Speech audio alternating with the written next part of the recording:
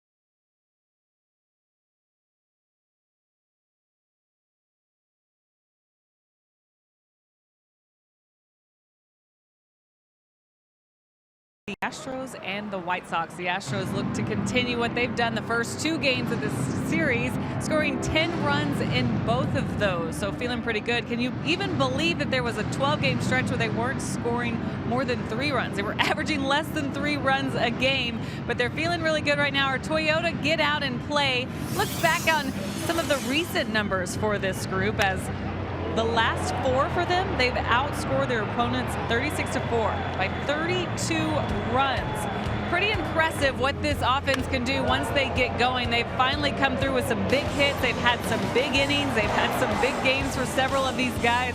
They're all starting to warm up at the same time. That lineup looking as deep as we had seen it in that 2017 season. Now, there was a stretch last season, few stretches for that club last season that were pretty impressive, and you look at just 4 games and how much they had outscored opponents. So historically, where does this 4-game span land? Well, 32 or plus 32 for them. The most they've ever scored in history. They've outscored them 49-9 of 4-game stretch from September 25th through September 28th. That was Rangers, Red Sox, and there was another stretch right there at 32 as well. That was at the end of the season. So this is about as good as it gets for an offense. However, it's not just offense, it's also starting pitching. And for more on that, TK and Blummer, a complete team effort here recently. Yeah, 9 in a row of outstanding starts. Lance McCullers trying to complete 2 times through the rotation with great starts. And it's been fun to watch. This has been a complete team effort lately, offensively, defensively, and pitching. No, that's the craziest thing for me is we can see it with our eyes, we see it in the numbers, but now you start putting it in historical context, and these guys are just absolutely lighting up radar guns. They're lighting up strikeout numbers. And now the offense is starting to come around a little bit. The weather's going to warm up. These bats are going to start to warm up. But it is a lethal combination when you get that kind of starting pitching and that kind of offensive firepower going. These are the 2018 Astros. No ski mask today. It has warmed up today for this final game between the Astros and the White Sox, with George Springer leading things off, followed by HOU AT CHA. Carlos Correa has been red hot on this trip. Josh Reddick coming off a grand slam and a solo home run night. Alex Bregman, Marwin Gonzalez, Evan Gattis, then Max Stassi batting 8th, and he'll catch for Lance McCullers this afternoon. It's Derek Fisher in left field. Ronaldo Lopez on the mound. He also came over in that trade with Lucas Giolito, coming over from the Washington Nationals. The batting average against him is at 129. He has an electric fastball, 95.5 miles an hour. He's going to average on that pitch. He's also added another pitch to his repertoire. The slider has jumped in there. Umpires just waiting for the time to tick over to 1:10, and we are ready to go on this Sunday afternoon. Warmest day of this road trip. Temperature in the mid-50s as we begin play, and the sun is shining. And George swings the first pitch from Lopez and fouls it out of play. 57 Blummer. It's a new record since the Astros played in Arlington to start this season. They have not had a game in the mid to upper 50s on the road all year long. Thinking about taking my shirt off. It's 0-2 early to Springer. That's the best news of all for Julia of our crew. And Preston, they've been out there doing the pre and post game shows out in the elements the last couple of nights, but today it is very comfortable in the sunshine. 0-2 is grounded towards the middle. This will be a test for Moncada. Off balance throw in time. Nicely done by the 21-year-old second baseman for the White Sox.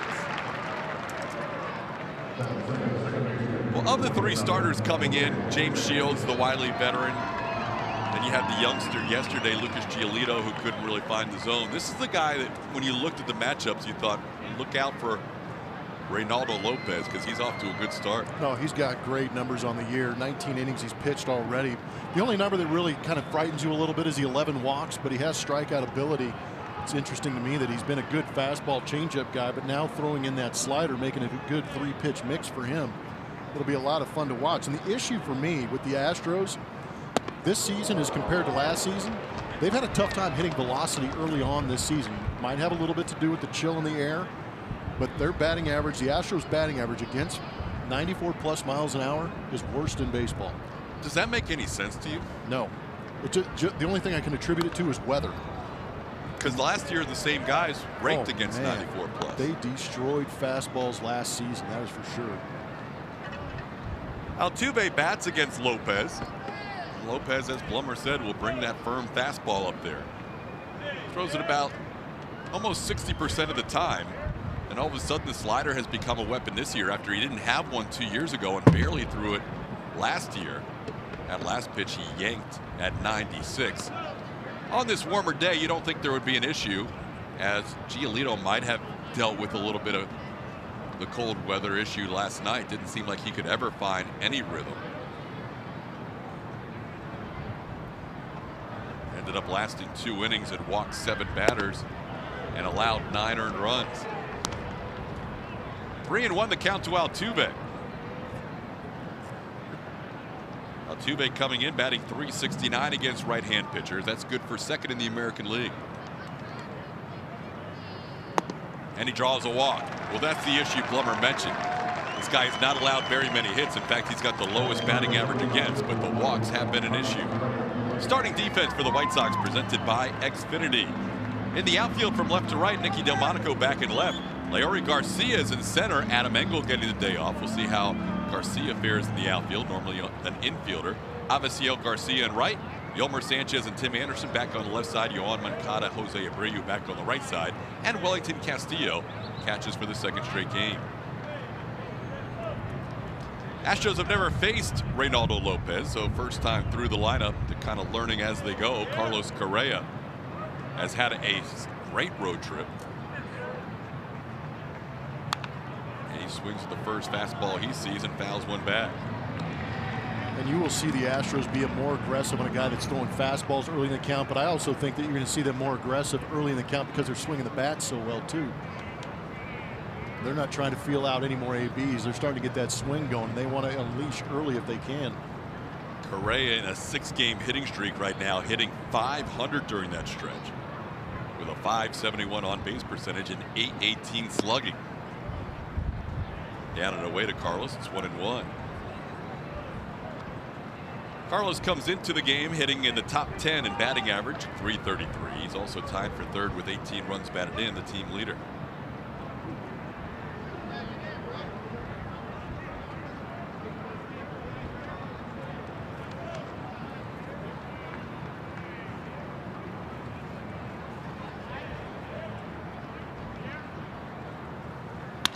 Here's a line drive past the shortstop, Tim Anderson. Correa stays hot. He looks back at his broken bat and realizes he just lost a stick that had been red hot, so he'll be disappointed by that, but he's pleased with the base hit, and the Astros have 2 runners on.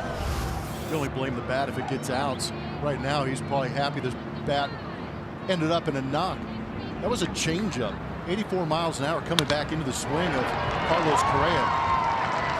And even though that bat was broken, it seemed like it still got off the barrel relatively nicely. It didn't look like it was a blow up, you know, low exit velocity type swing.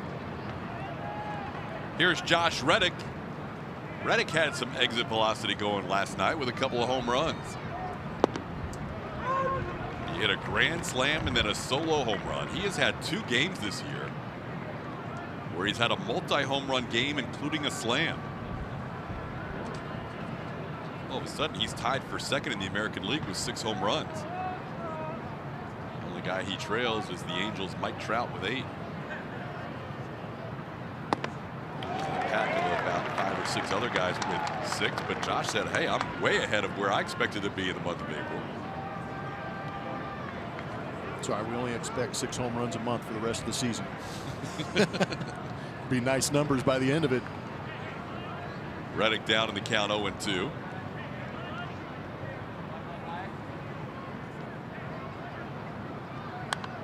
Josh became the first Astro in team history with 2 grand slams in the month of April.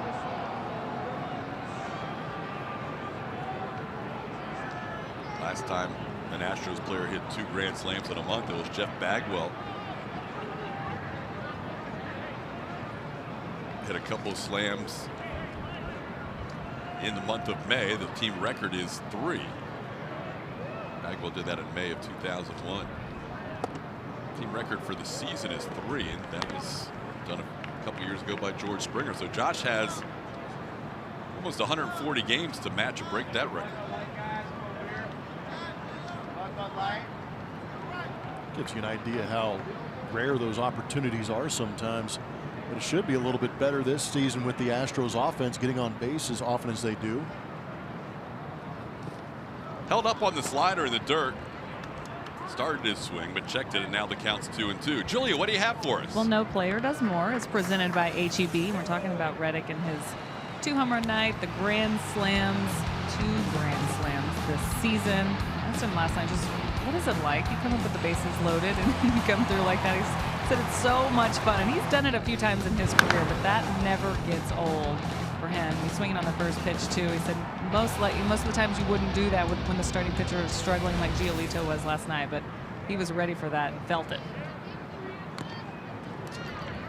Yeah, it was good to see. I mean, this is an offense that took advantage of a wild pitcher yesterday. We saw about a week or so ago with some Twins pitchers and some Padres pitchers who were wild that the Astros did not take advantage of. And yesterday they were able to turn it around against Giolito. Really feels like an entirely different ball club, the way they're swinging the bats. The confidence has definitely changed in the way they even walk up to the box. Runners on the move. Reddick pops one up. Altuve and Correa will have to retreat as Nicky Delmonico makes the play for out number 2. So AJ putting the runners in motion, and Reddick pops out to left. Not a bad idea considering how well Josh has been swinging the bat.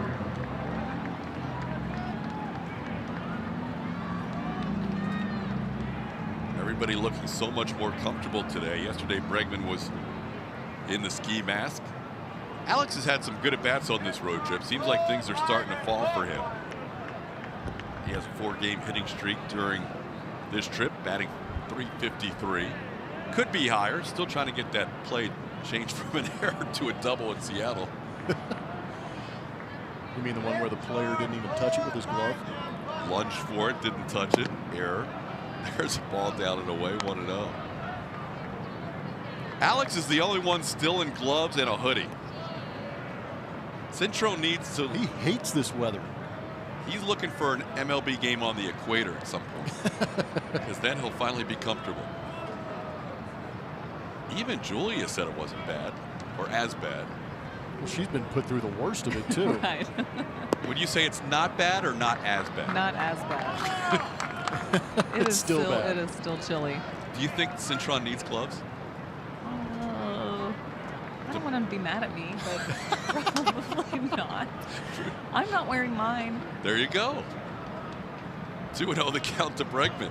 That's your update. If Julia's not wearing gloves. On we had Earth Day. penguins running around down here today. Did you get a picture with a penguin? I did. Of course you did. Yeah. It's the penguin's natural habitat, and this is like penguin weather. He is the happiest person in the stadium. It's a she, and her name is Tilly. No, that I only know this because I spent a lot of time around her this morning. Fascinated. And that noise you hear in the background is that turbine jet engine in the dugout keeping guys warm still on April 22nd day games. 4-pitch walk to Bregman will load the bases. Well, fortunately, I don't think we'll have to talk about cold weather again until September after today. And today's not too shabby as Bregman draws the walk. So the Astros load the bases, and Marwin Gonzalez gets a chance to bat with the bases full. He did that yesterday and drove in 2 runs with an RBI, a 2 RBI double into right center field. And if you're tuning in and watching the Astros for the first time, this is what they do to pitchers. First inning, bases juiced, 2 of them via the walk, 1 base hit, but there has been 22 pitches in this inning already for Ronaldo Lopez. 11 strikes, 11 balls.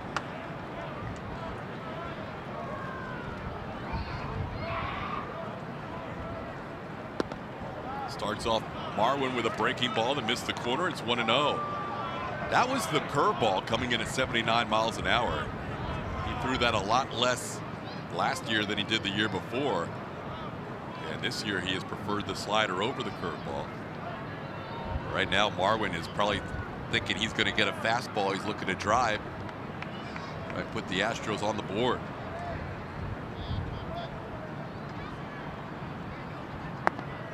He gets the fastball, but it's out of the zone, and Marwin takes. It's 2-0, and now a visit as Wellington Castillo will talk to his young 24-year-old right-hander from the Dominican Republic, Reynaldo Lopez.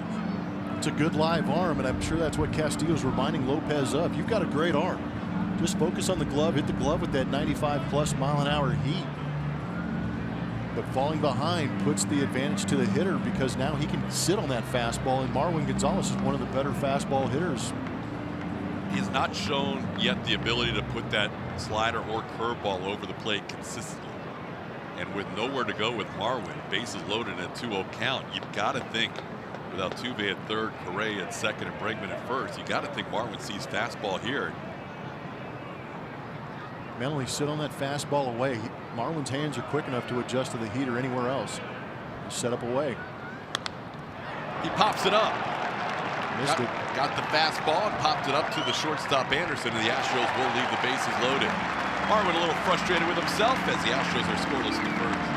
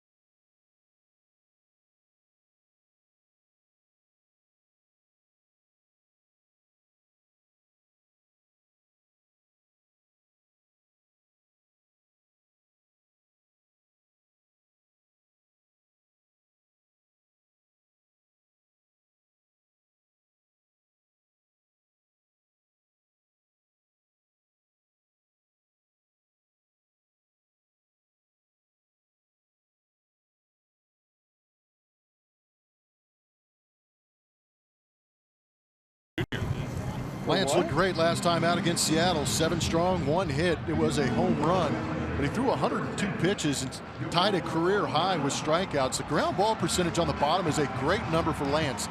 He is getting a lot of outs via the strikeout and the ground ball, which means the guys behind him should be on their toes waiting for a ground ball.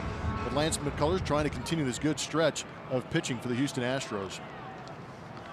Here's the lineup he will face with Yoan Moncada at the top of the order. He's a switch hitter, followed by Avisail Garcia. Jose Abreu hits 3. Nicky Delmonico, a left-hand hitter. Then Wellington Castillo and Matt Davidson, a couple of righties.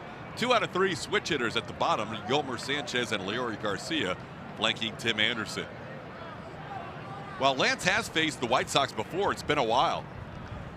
Last pitched against the White Sox in 2015, so most of these hitters have not seen Lance McCullers, including the leadoff man Yoan Moncada. And Lance starts off Moncada with a strike. Yoan was taken out of the game last night with left hamstring tightness. Pitch bounces up there. It's 1-1. You believe that? The fact that he's right back in there in the leadoff spot? Yeah. I'm not sure. Some people speculated that maybe Rick Renteria was not pleased with the way he ran down to first on a ball that Bregman made a play, threw wide, and was tagged out by Gurriel. But he's 21 years old, and if there was a message sent, he may have learned it, but to the media at least, it is listed as left hamstring tightness. Yeah, try and protect the kid. And take care of those things internally as far as when to hustle every time. Things like that, just small parts of the game that Rick Renteria expects from these young ball players. There's the shift against Moncada. Outfield plays him the other way, and the infield has 3 on the right side. Curveball to strike. Lance starts off the day with a curveball for a called strike, his first strikeout in the first batter. Pretty nasty stuff. Yeah, Moncada, I don't know if he's shaking his head or if he's in disbelief of how good that pitch was. That was pretty much filthy on the inside corner. Great pitch. Yeah, that had a lot of plate. Ooh. And on a curveball, it started off with more of the plate and kind of broke down and in on him. Here's Avisaíl Garcia. As you can see underneath his average, he has really struggled lately. 2 for 32, also 1 for his last 18. Still hasn't taken a base on balls this year either. He's had a couple of 3-ball counts in this series and expanded his zone at least in one of those occasions. There's that little reception by Max Stassi that has worked so well for Lance and Dallas Keuchel and Charlie Morton, where he kind of eases that low pitch up into the zone. He starts with a glove below and then kind of pulls it up. That time he pulled one up on a pitch in the dirt. But he is so subtle with that reception. And with those guys that live down in the zone, that's a huge weapon. A bit of a magician move, making some of those borderline pitches look like strikes. But you can see he's also very quiet behind home plate. Not a lot of movement. And trying to give that umpire a great sight line. And he has the little cheat sheet on the wrist, as you can see, looking at hitters' tendencies and where to go with 2 strikes to a certain hitter.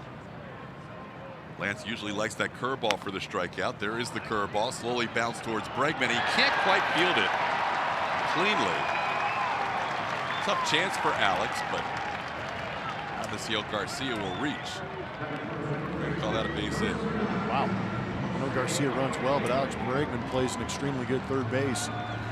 Soft contact on the breaking ball.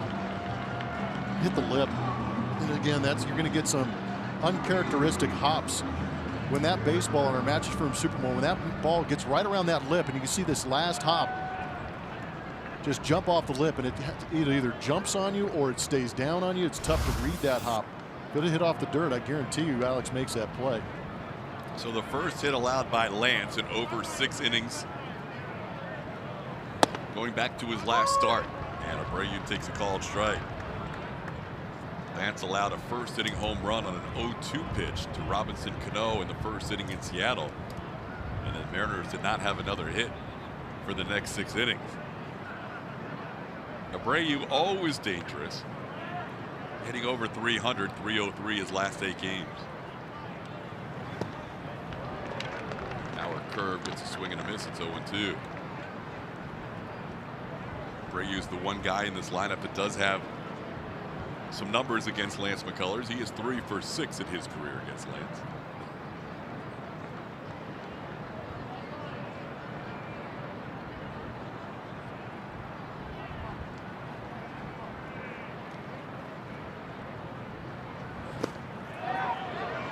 Abreu tried to hold up. He does. Crew Chief Jeff Nelson over at first base. Manny Gonzalez is the home plate umpire today.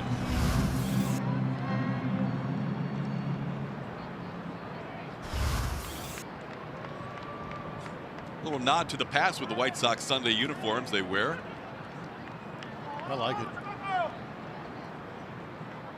Those 80s uniforms seem to be really underappreciated.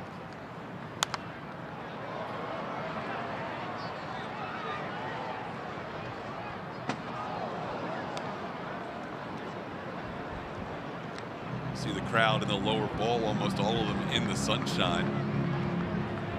Those fans that have seats in the shade have somehow found an empty spot in the sun. Why wouldn't you?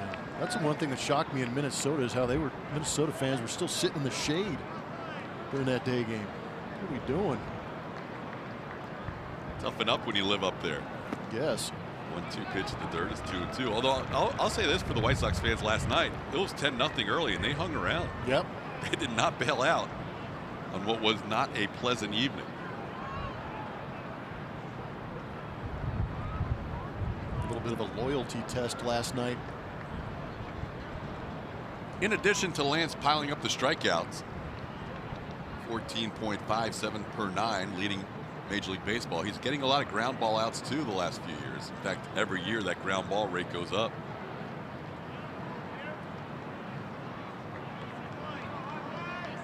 Yeah, he wouldn't be mad at a ground ball right here, especially up the middle.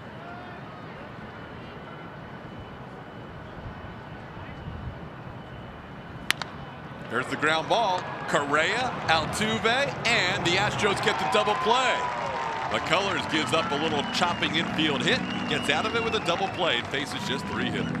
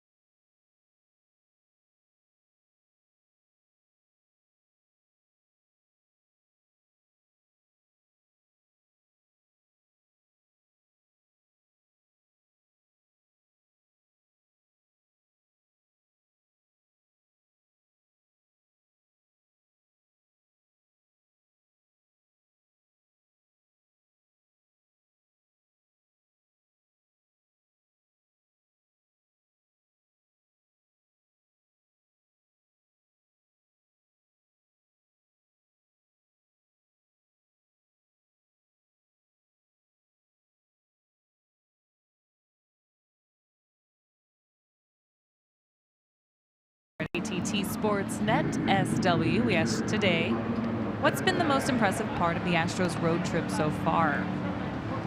Top of the order, 6 through 8 hitters, overall offense, starting pitching. It's been a good trip.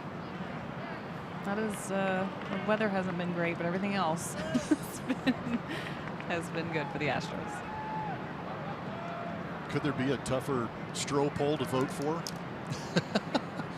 Yesterday's was pretty tough for the fantasy player. Oh man, yeah. All those are high quality choices. Send your picks to @ATT Sportsnet SW as we head to the 2nd inning. Evan Gattis leads off, takes a pitch inside.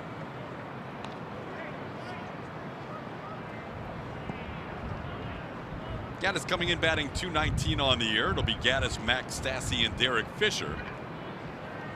Part of that poll was the 6 through 8 hitters, and those numbers have improved on this road trip. Astros still looking for that production from the 9 spot in the order, which has been missing so far in 2018. Man, that average down to around $150.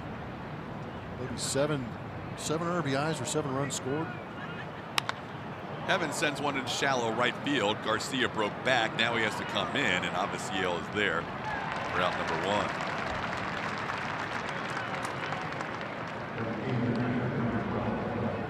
Well, Lopez in the 1st inning allowed a base hit, and he walked 2 batters.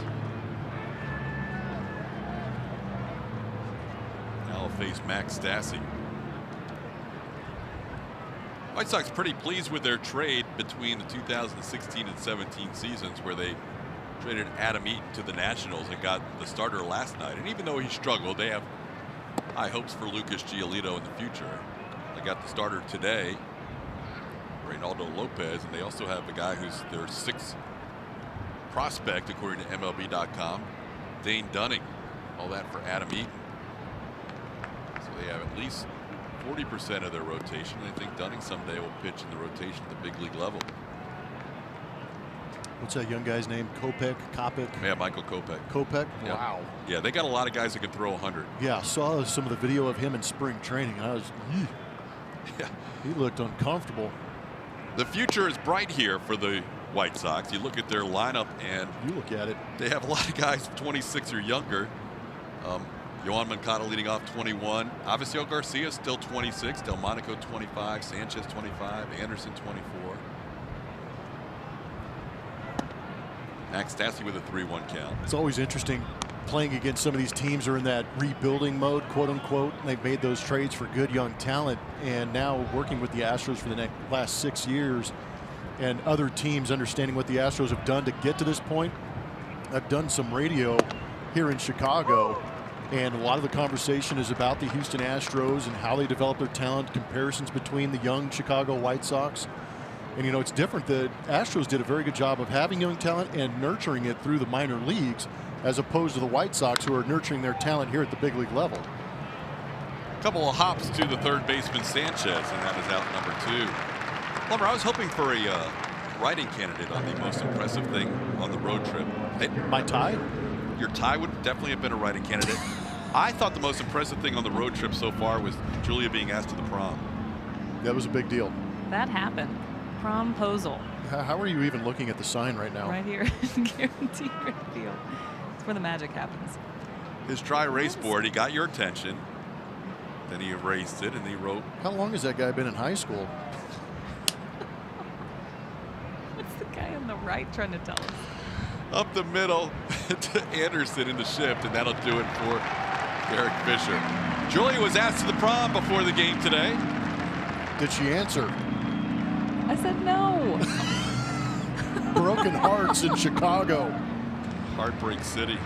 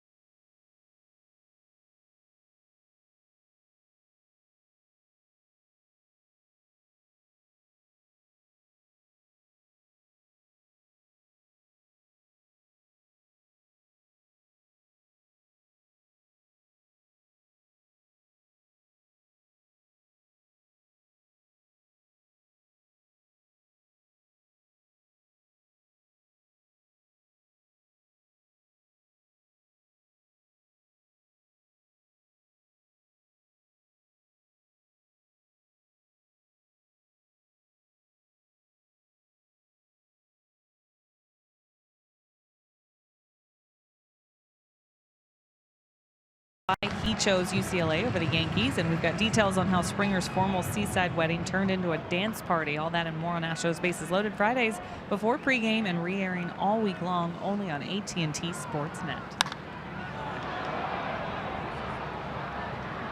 Nicky Delmonico swings in the first pitch and sends it to Josh Reddick. So 1 pitch, 1 out for Lance in the second inning. Lance allowed a little infield hit in the first inning, got a double play, also a strikeout. Coming into this game, he was tied for 6th in strikeouts with 34 in the American League, but he had the best strikeout per 9 inning ratio of anybody in baseball.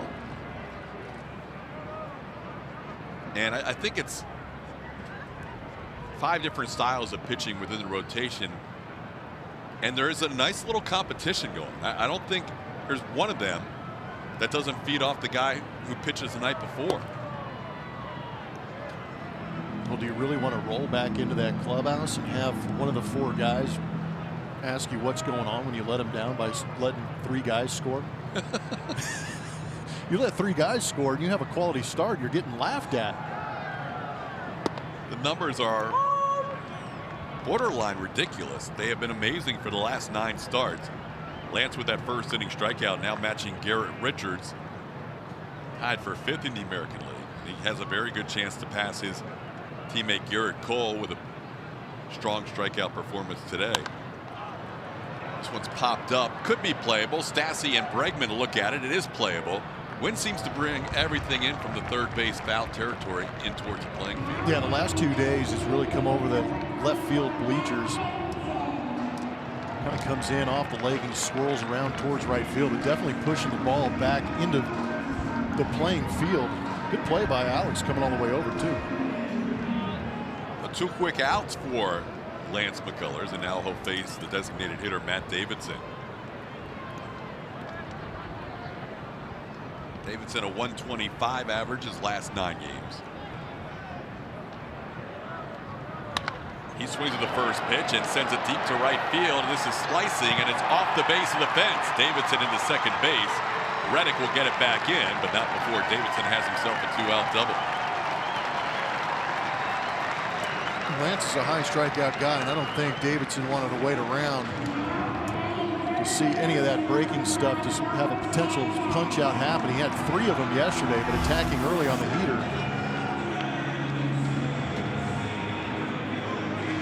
I think that's a great call. That was a tough pitch. It was a 2-seamer that kind of was down and away. But we're seeing some early swings in this inning, and maybe that's the strategy against Lance. Don't let him get to 1 or 2 strikes.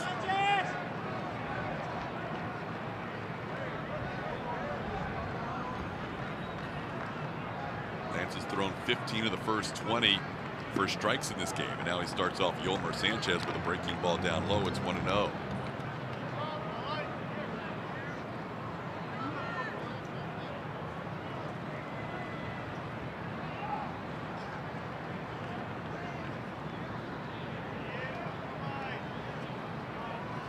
And teams look at previous starts, and if you looked at what Go ahead, I'll let you go. If you looked at what Lance did his last start, he was all over the zone early.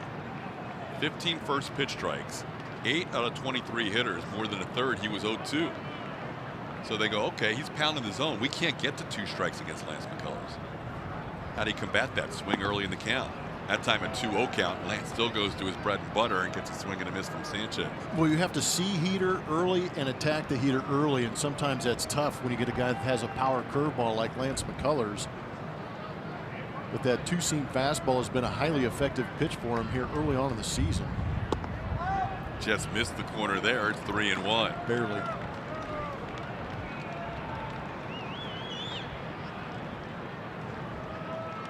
Davidson on second with 2 outs. We're scoreless bottom half of the second inning. Astros wrapping up this 7-game road trip. They're 5-1 so far. That one catches a corner. Very similar spot to the last pitch. And the count's full. 3-2 count to a left-hand hitter. That means curveball over 90% of the time. We should just scream it out of the booth. Here comes the curveball. He has thrown back-to-back-to-back curveballs. Does he quadruple up? Yep. I don't know what the number is for 24 in a row or how they say that word, but he's not afraid to throw 24. 24 of them in a row. He's thrown 5 in a row here to Sanchez. And he doesn't always throw them the same. He'll mix the shape of them. Well, you've seen the backdoor breaking balls get to the 2 strikes, and then the down and in. There's a curveball again, and it's a base hit, and this is going to be the first run for the White Sox as Sanchez will head to second. Reddick has a chance to throw him out. He is safe. The ball gets away from Correa. That would have been close to being an out before the run scored. Sanchez took a gamble, and it worked out. Reddick has already thrown out a couple of runners this year. That was almost a mistake by the White Sox, but instead they score their first run. Yeah, they lucked out. I think if Carlos Correa holds on to that baseball, Sanchez is going to be out at second base, but he takes that down and in breaking ball.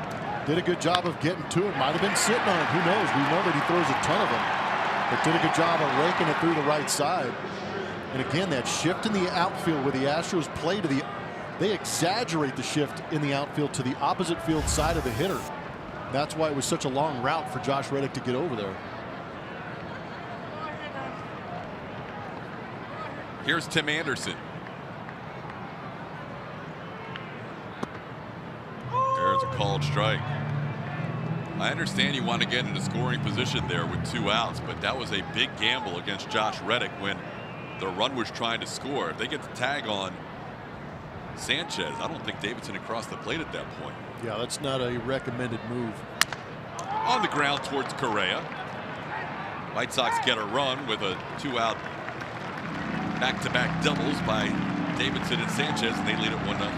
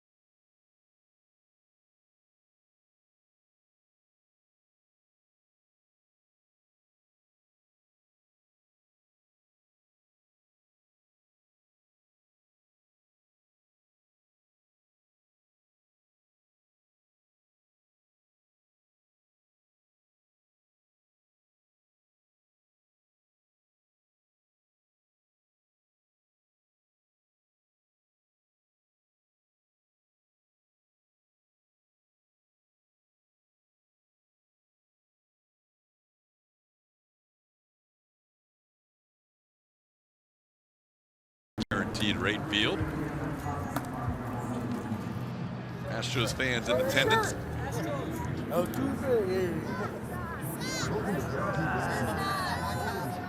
Little warmer day today. We saw Alonzo Powell's son on Twitter at the game last night. Cameron, what are we thinking? He sent several pictures. The beginning of the game, no jacket. Middle of the game, no jacket. End of the game, no jacket. I'm not sure I recommend that. I hope he thawed out okay last night. But it was good to see him at the ballpark. Saw you guys had a little back and forth on Twitter. Good people. You saw him around the ballpark when his dad was the assistant hitting coach. So it's good to create those bonds. And it's good to see him wearing his Astro gear. And he is very much looking forward to the Giants coming into town. Absolutely. We all are. Alonzo will be there with the Giants, and he will be getting his World Series ring. Yeah, his dad's one of the good ones. He got rave reviews coming over from the San Diego Padres, and then spending a couple of years with them, we got to understand why. The Giants got themselves a very good hitting coach, well deserved. Giants will be at Minute Maid Park 1 month from today, May 22nd. Also May 23rd. Rounding out a quick 5-game homestand. George will lead off in the third, facing Lopez for the second time. And Springer down on the count 0-2. Springer having a good trip, 333, 8 runs batted in.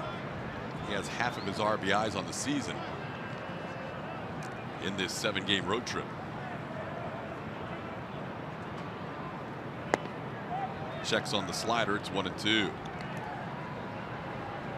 You had mentioned the command of the slider. The pitch previously for the second strike was a slider that kind of backed up down and in. Got the call. That was a pretty nasty one going down and away.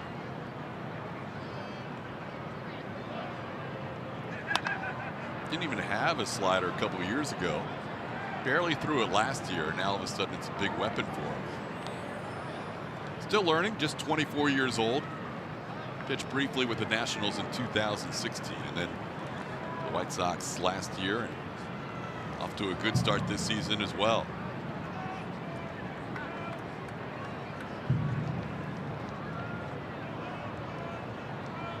Eight starts with the White Sox last year.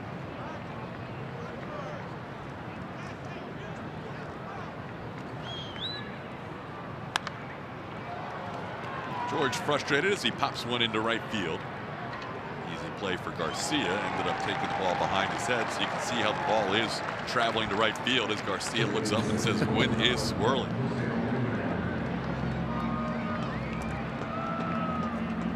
One out in the third.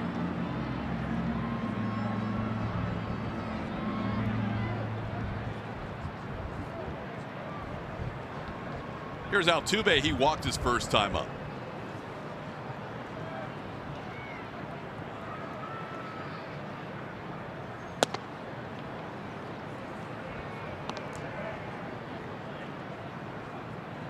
Jose coming in batting .349, fourth in the American League.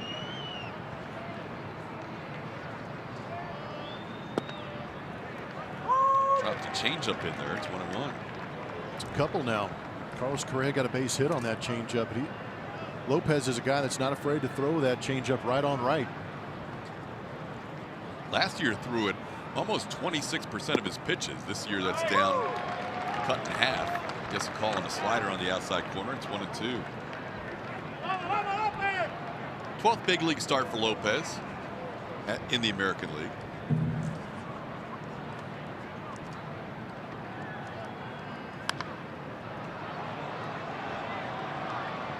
Towards the crowd and into the crowd. Lopez also made 6 starts with the Nationals and 11 appearances in 2016.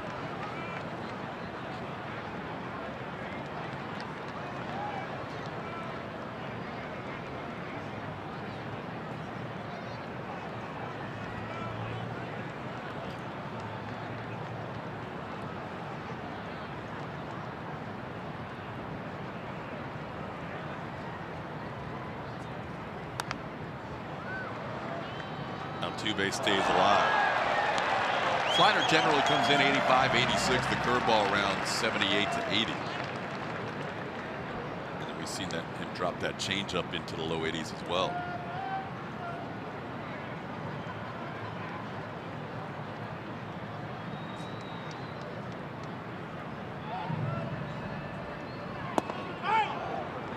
2-2 the count. One thing we hear from a variety of visiting broadcasters, including Steve Stone today, is where do you pitch Altuve? There's really nowhere to go. There's no zone that you can say, well, you can leave the zone with 2 strikes, because he'll fight off tough pitchers' pitches and end up with base hits. Well, we've seen him get base hits with pitches literally in the other batter's box. So what do? The coverage is unbelievable for a guy his size. You see them continue to pound him in. He's hitting over 400 on outside pitches. The White Sox have been living inside. Now they move outside, and he grounds one toward short. Anderson has it. Altuve hustling down the line, made it close. That's out number 2. Every Tuesday night home game is Dollar Dog Night, presented by Nolan Ryan Beef. Enjoy all the dollar hot dogs you can eat this Tuesday when the Astros take on the Angels. For your ticket to Dollar Dog Night, visit astros.com/dollardogs or call 1-877-9-ASTROS. Still don't have the pitching probables for that series against the Angels, but it's very possible it could be Dollar Dog Night along with Shohei Ohtani pitching for the Angels. That would be awesome. I want to see it. We could have Shohei versus Shohei. Believe it. Carlos Correa at the plate. Knowing the Astros, and they have a lot of hitters that are filled with confidence after leading the league last year in runs scored, I think they would welcome the challenge of seeing what Ohtani's got. Absolutely. Be good to see him early in the year too, because they're going to see plenty of the Angels moving forward. It's one thing to, and again, there's plenty of video, plenty of information and tendencies out there that they can study on, but until you actually see the guy deliver a pitch and pick up that release point, that's when you start to gain some real experience against these guys. Lopez has done a better job locking in the strike zone this inning. He's ahead of Correa 0-2. Walked 2 in the first inning. That time he backs Carlos off the plate. It's 1-2.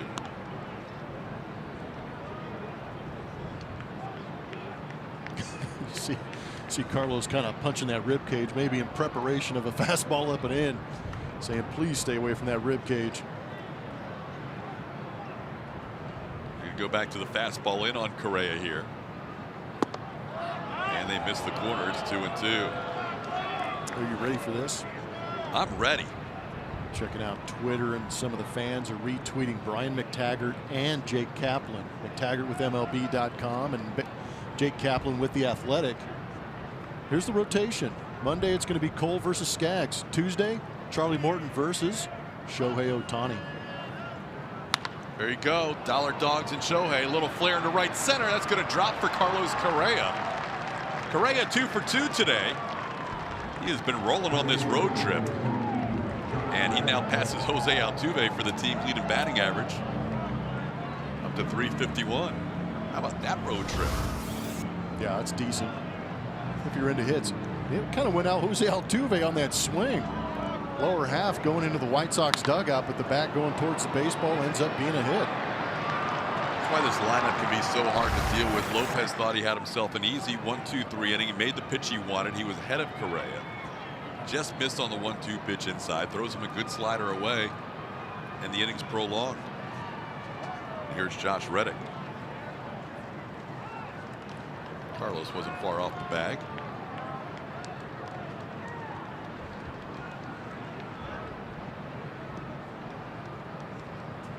Jed Lowry and Carlos Correa. He's taken over Altuve's role. He's only got maybe 300 more to go. Reddick flied out to left his first time up. Takes a strike. That swing on the grand slam earned him that first pitch changeup from Lopez right there. Josh did not have good road numbers at all until Sunday in Seattle. Hit a home run in his final at bat. Carried that over in game 2 of this series with a couple of home runs last night.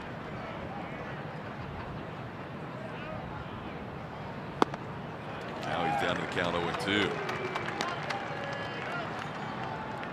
It's a little arm side run from Reynaldo Lopez, also 92 miles an hour. Good two-seamer. Maybe got on the side of that baseball a little bit to create that run.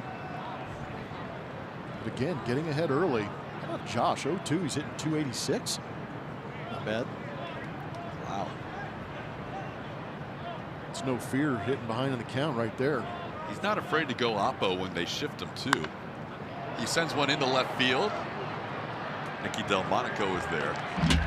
That'll do it for the Astros. Base hit, one man left on base. We head to the bottom of the third, 1-0 Sox.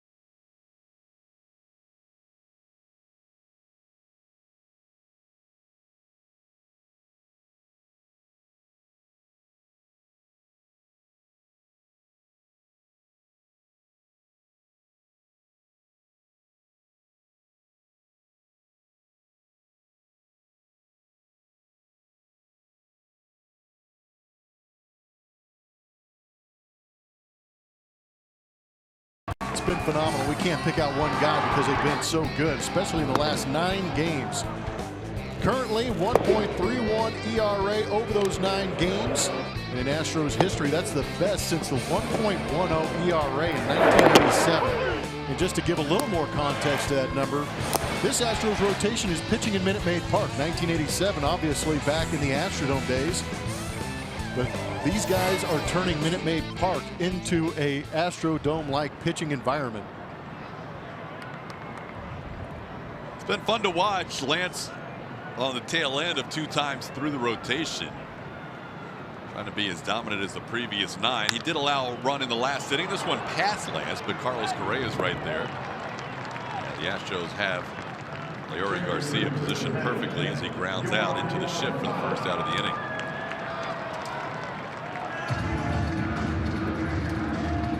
Along with all the offensive numbers that are being put up by Carlos Correa, how about the shortstop he's been playing in this road trip too?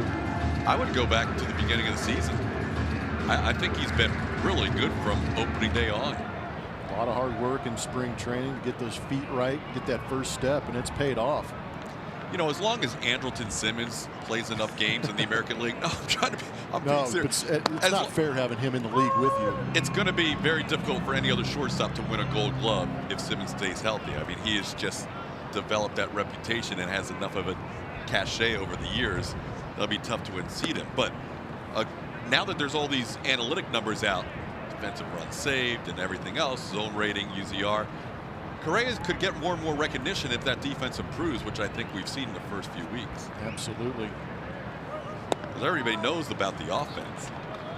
Now you start to put together a plus defensive player with that.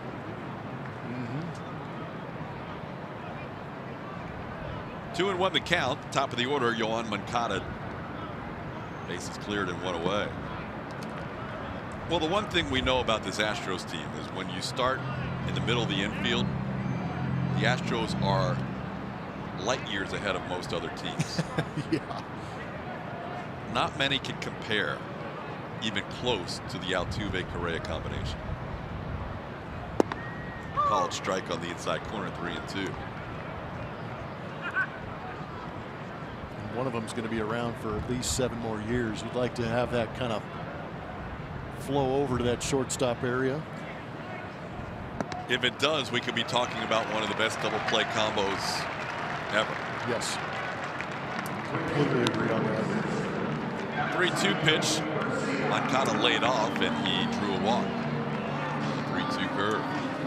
Watch every out-of-market Astros game all season long live on your favorite supported devices with MLB.tv. Blackout and other restrictions apply. Visit MLB.tv for details. We were watching an MLB game on the way home last night. Yeah.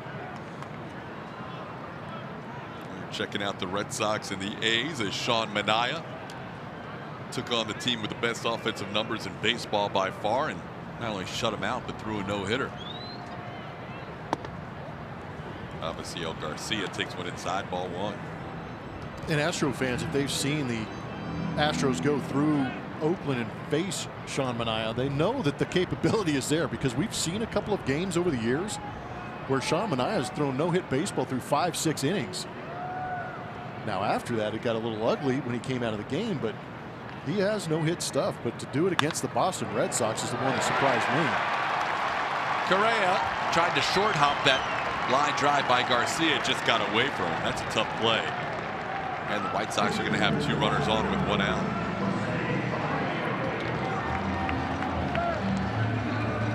Manaea first no-hitter against the Red Sox since April of 1993.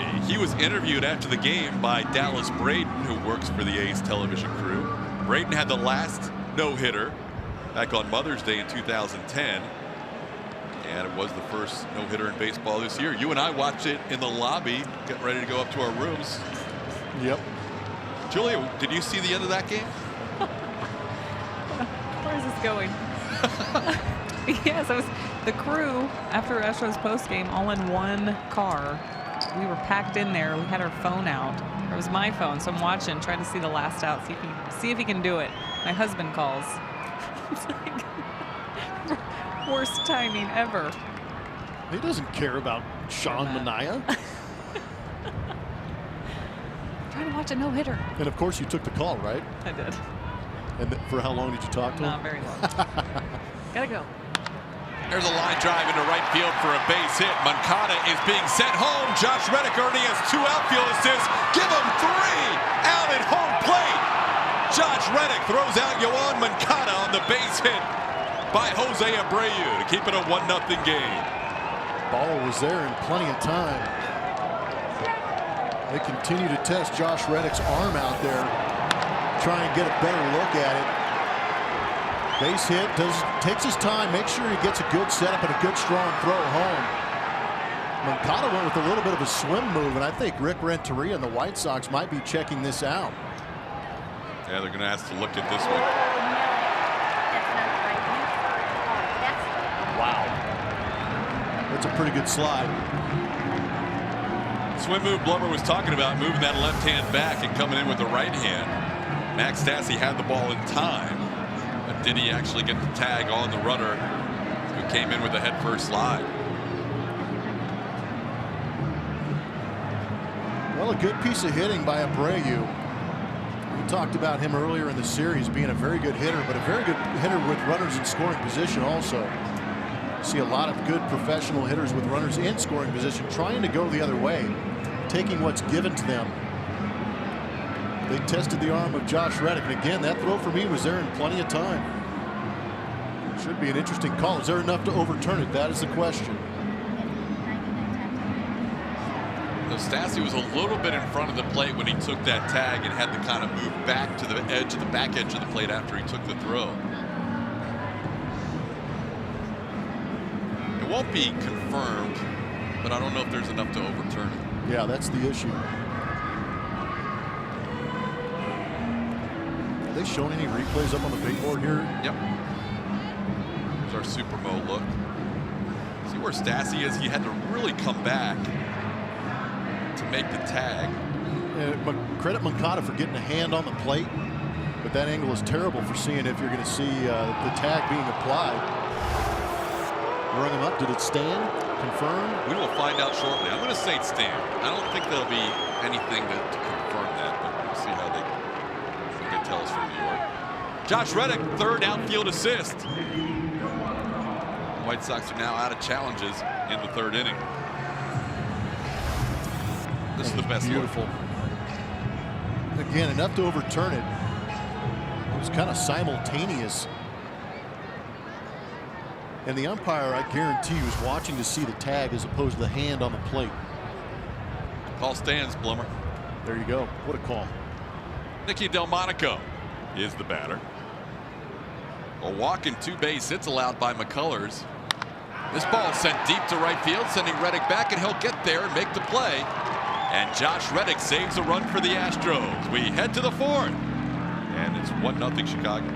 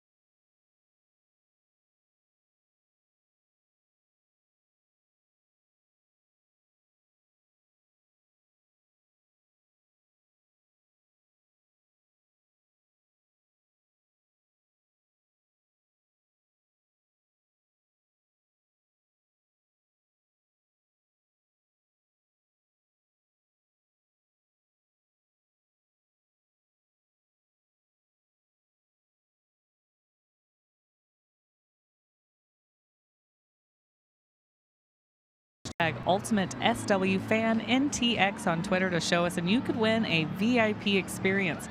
North Texas, April is your chance to show your spirit, so tweet now and win big. Do y'all know what's going on with the guy on the right with the 2005 sign? And Yeah, you think it's Are Christmas? you really asking me? what was he with them, or is he bothering them, or is he bothering them? Is He's he got a mad at the White Astros Sox. fans? I'm not sure if we He have was to. hanging out with them. I didn't know. There's some seriously confused. Is he a prop folk in all right of there. that? Not sure if we have to assess the friendship level of that trio. But they were having a good time. They were having a good time. Who wore it better? But yeah. Hey, Orbit. Is that a live shot from today? Probably. It's that pretty back in Houston? Probably. It is. Let's get back Please, let's get back. with a W. Alex Bregman will lead things off. He walked his first time up. Hitters facing Reynaldo Lopez second time around. And they've seen that slider. That one just missed the outside corner. It's 2-1.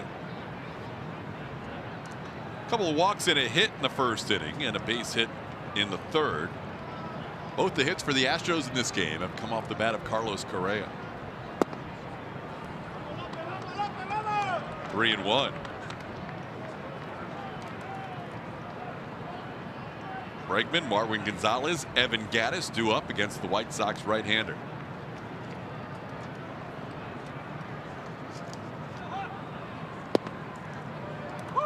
And now the count's full.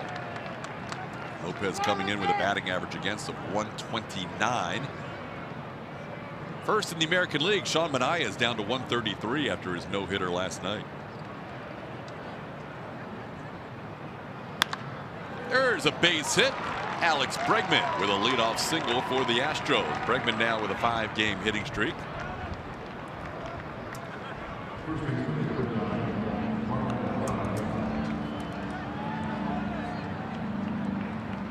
That'll bring up Marwin Gonzalez.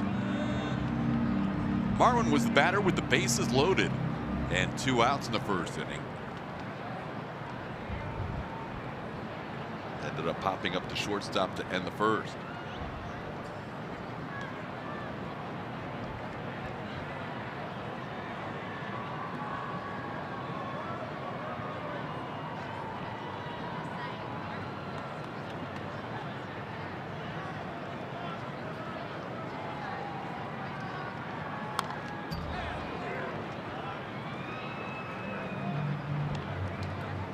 White Sox have played the AL West for 6 consecutive games. They have faced the Oakland A's for 3 and now the Astros for 3. Those are the only AL West teams they've played so far this year. It's only 23rd game of the season for the Astros. So far, the White Sox are 0-5 against the AL West, and they have been outscored 50-15. So they're looking forward to Seattle coming through. Yeah. Why not have some more West action? They've given up 10 runs or more in 4 consecutive games. The Astros get 10 or more today. That'll be a franchise record against the White Sox.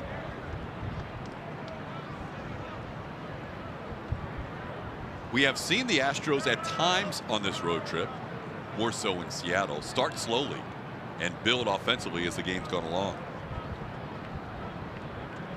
Makes yesterday such a rare occurrence when they scored 8 in the first 2 innings.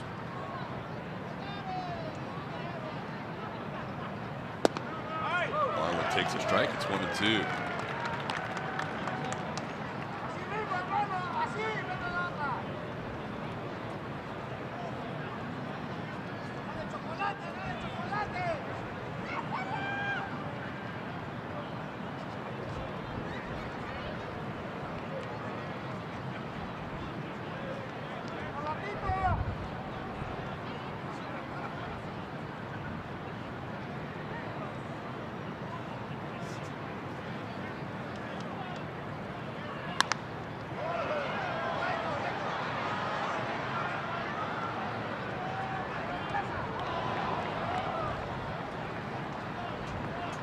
Five in 1 road trip so far. Astros trying to close it out with a 6-game winning streak.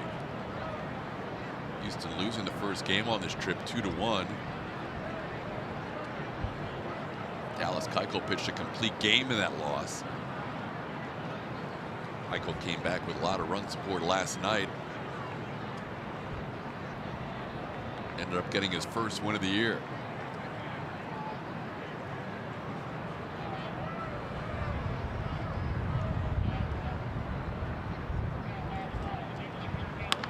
Slowly hit towards second. They're going to have trouble getting to. In fact, they have no chance to get Bregman.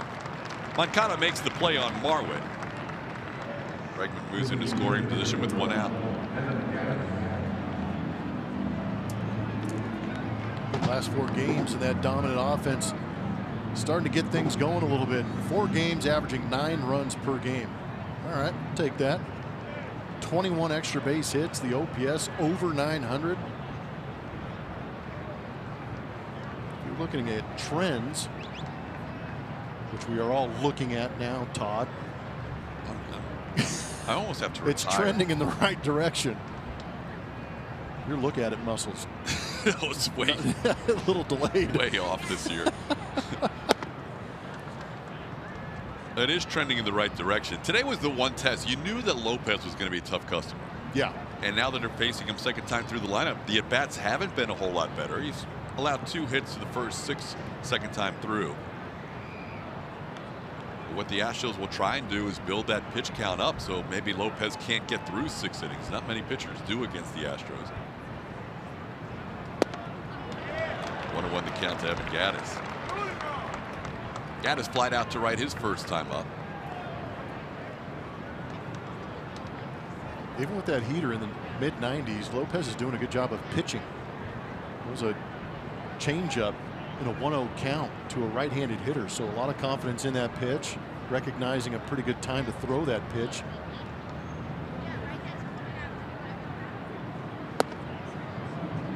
Upstairs, it's 2-1.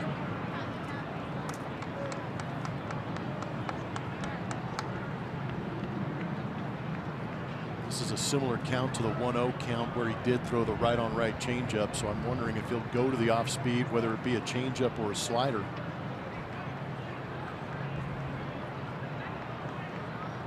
It might be a slider. Gattis pulls it foul. It was a changeup. 1-0 and 2-1 changeup. Those are things, as you go throughout the game and you're on deck, if you're Max Stassi, you kind of take a mental note and realize that those 1-0 counts, he has enough confidence in that changeup to throw it 1-0 for a strike to get back in the count. Sometimes pitchers would throw fastballs in 1-0 count because they didn't want to fall behind 2-0. Yeah, he feels like he can command that pitch. Righty on righty, a couple of changeups in this at bat. And now he freezes him with the slider. Gaddis goes down looking. That's the first strikeout for Lopez in the game.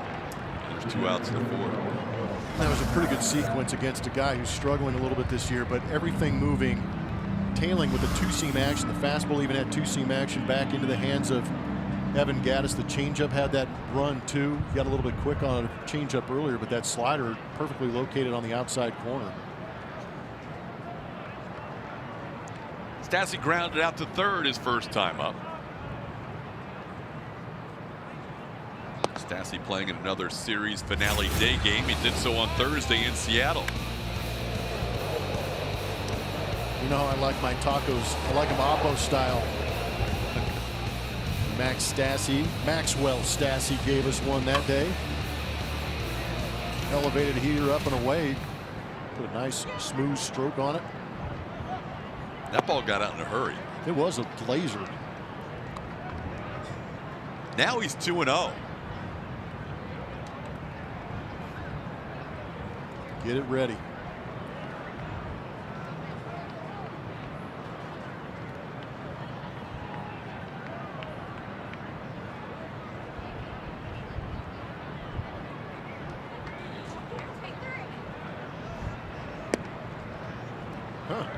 Change piece. 2-0 combio.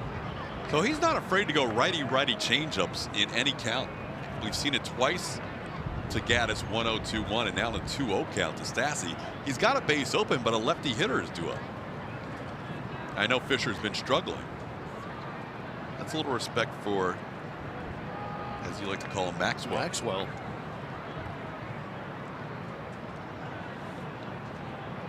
There's a fastball poured in for a strike. It's 3-1. Well, I was kind of curious if it was going to be a 3-0 swing away for Max, given to the fact that we've seen him swing the bat relatively well of recent days. And 3-0 count, go ahead and sit on that heater and let it go if you want. Even in a game like this where Lopez has not allowed a run and only allowed 3 hits, the Astros building his pitch count. He's up to 76 now. And he gets a call on a pitch that could have been outside or could have been low. And Stassi says, give that to me when it lances on the bump. Max turned around and goes, even with my framing skills. Didn't look like it on the replay, but the MD Anderson strike zone says that it caught that outside corner.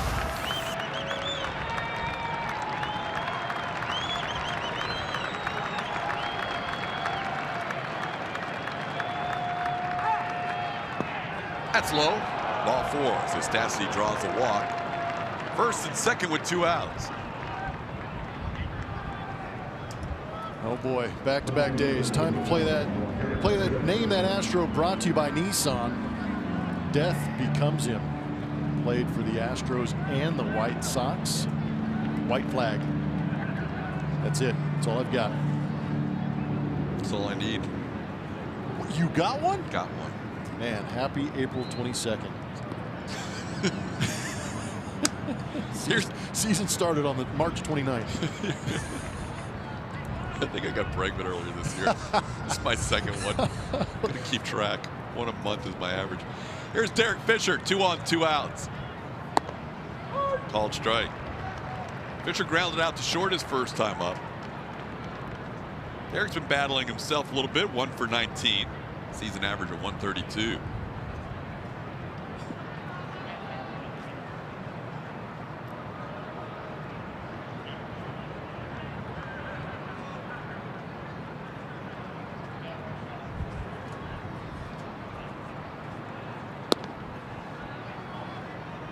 Nothing else. The Astros have made Lopez average at least 20 pitches per inning.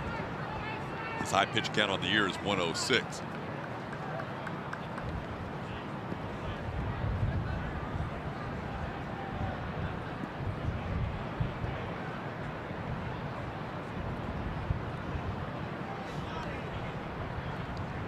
Fisher still waiting for his first home run of the season.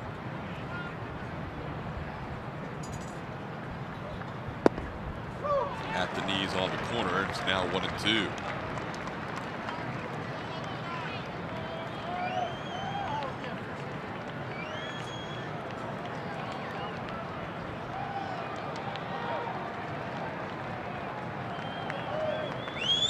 Bregman on second, Stassi on first, 2 outs. Astros down 1-0 in the fourth.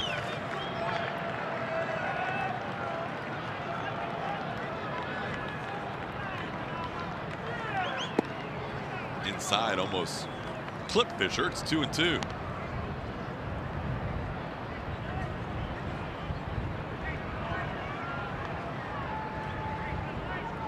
Astros have had 6 base runners in this game, 3 in the first, 1 in the third, and 2 more in the fourth.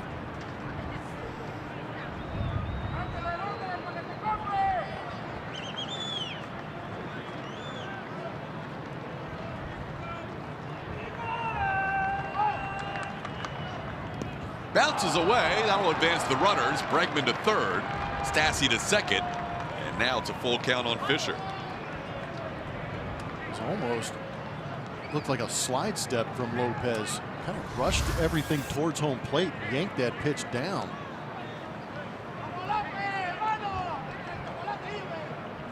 Well, he almost hit Fisher with the previous slider. Then he bounced that one. Springer is on deck if Fisher reaches. 3-2 count.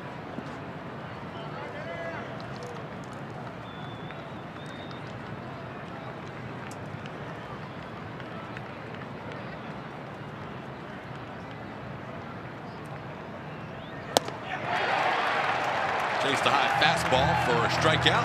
That'll do it in the fourth for the Astros. 2 men left on base, still scoreless.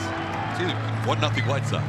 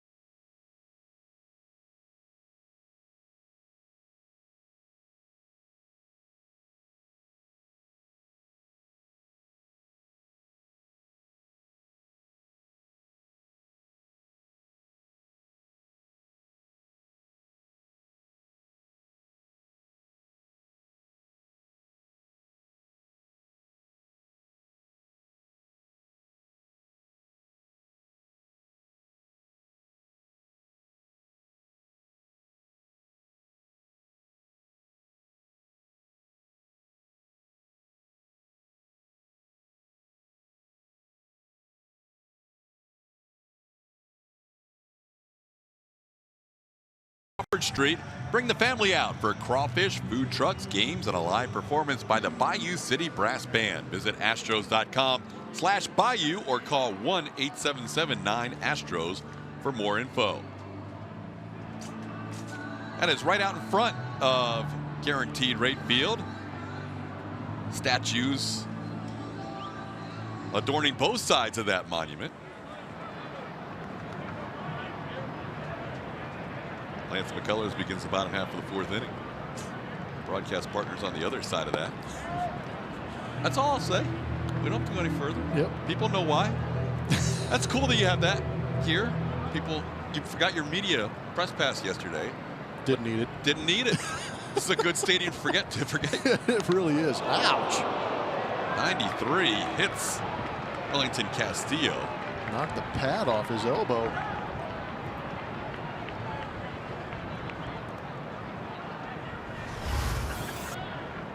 Ooh. That's missing your location by a good 4 feet. Seen that 2-seamer run, but that thing really took off. So Lance hits the first batter of the fourth inning. First leadoff batter to reach for the White Sox today. Here's Matt Davidson. He doubled. Or 2. Back-to-back doubles with 2 outs. Davidson and Sanchez scored the first run of the game. Davidson picked on the first pitch he saw last at bat. This time he takes the curveball for a strike. It's good that you point out that he's swinging early.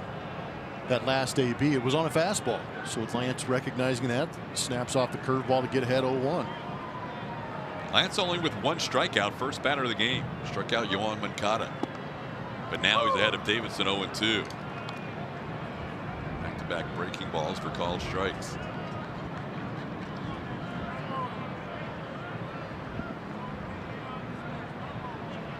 Coming off a career high tying performance, striking out 11 Mariners. Fastball up, it's 1-2.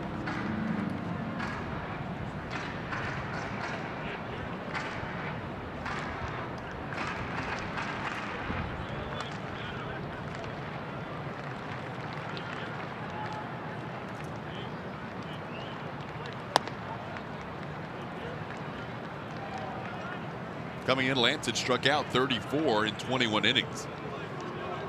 The White Sox have done a good job attacking him early in the count and not getting behind in the count.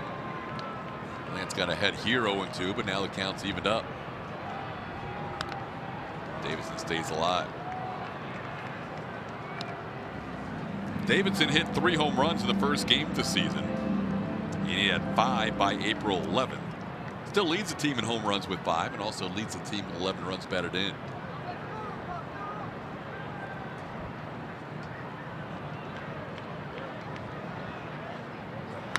On the ground toward short, Correa nicely to Altuve, and Altuve turns the pick by Marwin at first. Well done by Correa and Gonzalez on the double play. It's a luxury having these guys behind you when you're pitching. Lance McCullers is usually a high strikeout guy, but he also is increasing that ground ball percentage, and this helps out a ton. It's a good way to erase that hit by pitch to start this inning. Good pick, flip, and another pick on the other end by Marwin, who's playing first base today, giving Yuli Gurriel the day off. Correa making that nice play, and Altuve thanks Marwin for the pick at first. Here's Yomer Sanchez. He's around a bunt, bunts it foul. Lance gets off the mound pretty well for any pitcher. He's about as quick as there is, and he was flying off the mound with that bunt attempt.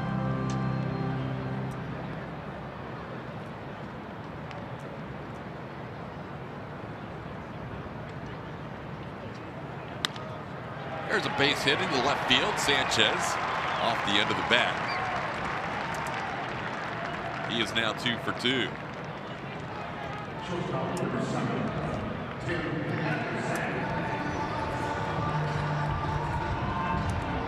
That's the 5th hit allowed by McCullers after allowing just 1. 6th hit allowed by McCullers after allowing just 1 in his last start. Here's Tim Anderson.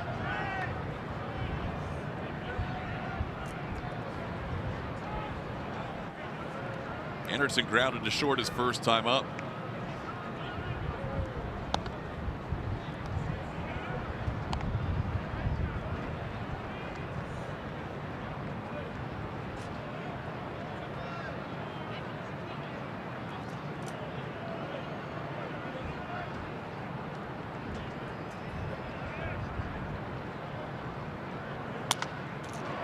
Little flare, shallow center. On comes Springer. It's going to drop in front of him for a base hit.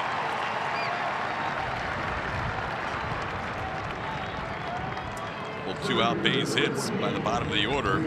Sanchez and Anderson. Now the number 9 hitter, Leody Garcia. Stassi out to talk to Lance after that base hit. Give him a little bit of a breather and calm him down a little bit.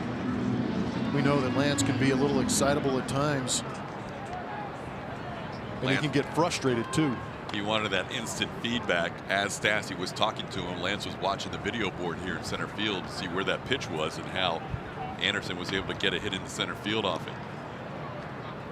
Wasn't one of his better breaking balls, hung up out over the plate. Still got soft contact out of it.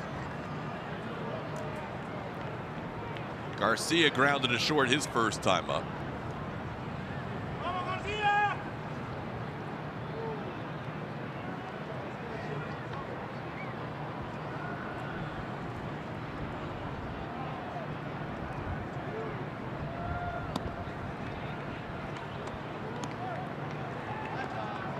Seven hits allowed by McCullers matches his season high, even in that game in Minnesota where he allowed a career high 8.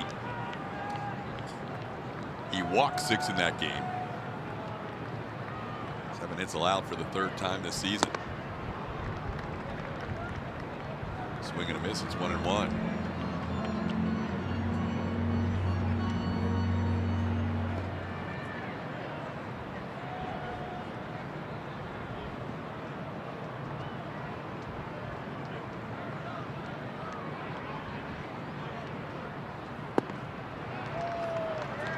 Power curve for a swinging strike. It's 1-2.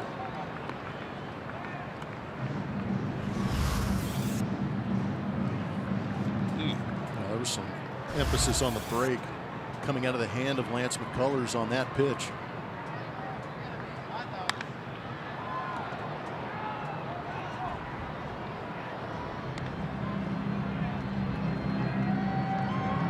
Last 2 hits by the White Sox have both been under 80 miles an hour exit velocity. Sanchez 79 and Anderson 75. Hits nonetheless. Now Lance trying to work out of a 2-out, 2-runner situation. Just missed the inside corner. Great idea by Lance McCullers and Max Stassi on the pitch choice. He just fouled off a tough breaking ball trying to run that 2-seamer in on the hands. He did, just didn't get the call. That's one of those pitches where it locks up everybody at home plate, including the umpire. Now he misses with the curveball, 3-2. Oh, we saw him throw 5 consecutive curveballs to Yolmer Sanchez before the RBI double, including a couple on a 3-2 count. Runners will be off with 2 outs. Sanchez from second, Anderson from first. Ground ball right side. Lance covers and Garcia retired for the final out of the inning. Couple of hits, couple left on base. We head to the 5th. It's a 1-run game.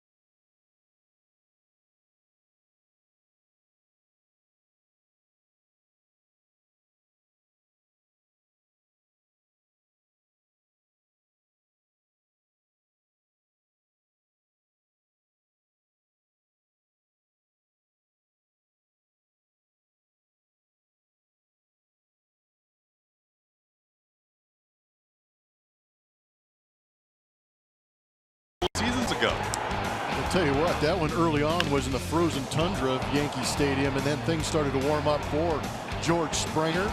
But he was a high production guy in 2016. He loves hitting at Kauffman Stadium. That is a big ballpark that George can make look very small. Jay crushing him with a little. Gosh, it was a little aggressive. Well, George will lead things off here for the 3rd time in the game. He led off the 1st, he led off the 3rd. Now he leads off the 5th. Astros facing Reynaldo Lopez, third time through the lineup. Starts the inning with 83 pitches. And he drops in a breaking ball for a strike. Liked what you've seen so far from Lopez. Yeah, I don't want to sound like too big of a fan, but I'm impressed with the young man and his ability to go out there, fastball, slider, and that changeup. That one inside almost clips Springer. It's 1-1.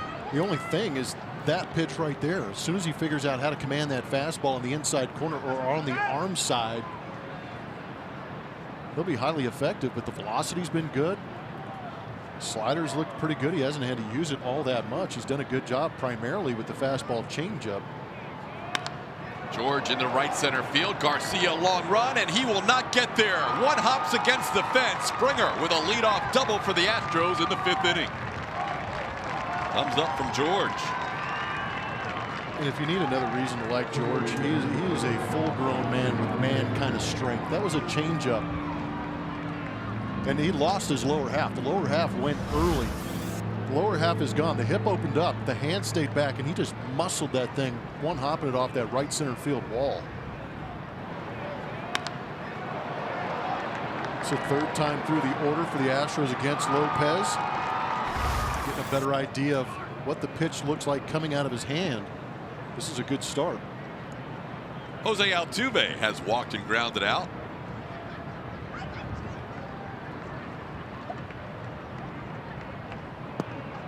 Altuve's seen a lot of pitches in this series. Yeah, keep an eye on that front hip. Recognition, it leaves, but the hands stay behind the baseball, and that was well done. And that backside rotation, sometimes you'll see George with that back foot almost flat to the ground.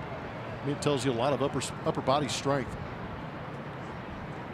They are just crowding Altuve this whole series, and there's a called strike. That might have been off the plate, but it was where the catcher set up. It's 1-1.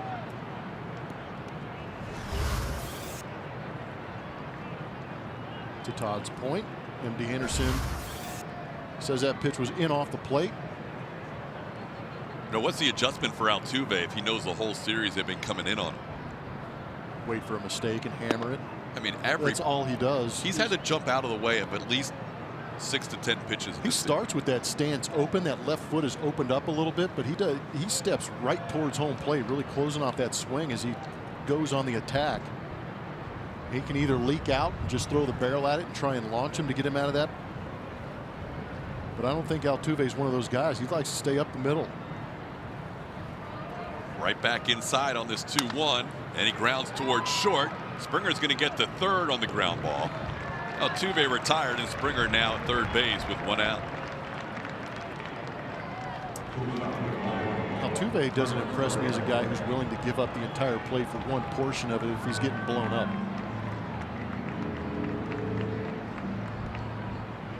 That was a good read by George to get over to third, too. Now the infield has to come in against Carlos Correa. Fun. Correa already 2 for 2 today. Best batting average on the road this year in the American League. And an RBI machine.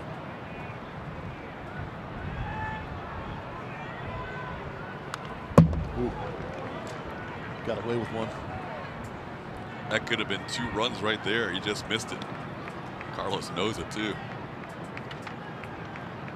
Carlos single to left, single to right. 18 runs batted in on the season. You saw such a good swing if you're the pitcher from Correa on that first pitch. It'd be surprising if they challenge him with another fastball here at 0-1. They do, but they come in and it's off the plate. It's 1-1.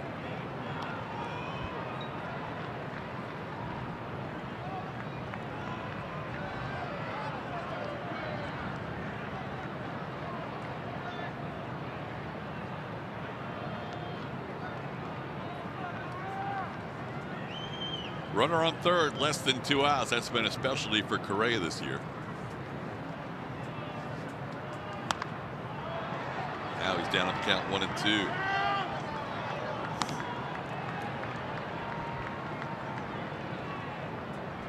Correa in that scenario has driven in the run every time. He's 3 for 3 and 4 sac flies.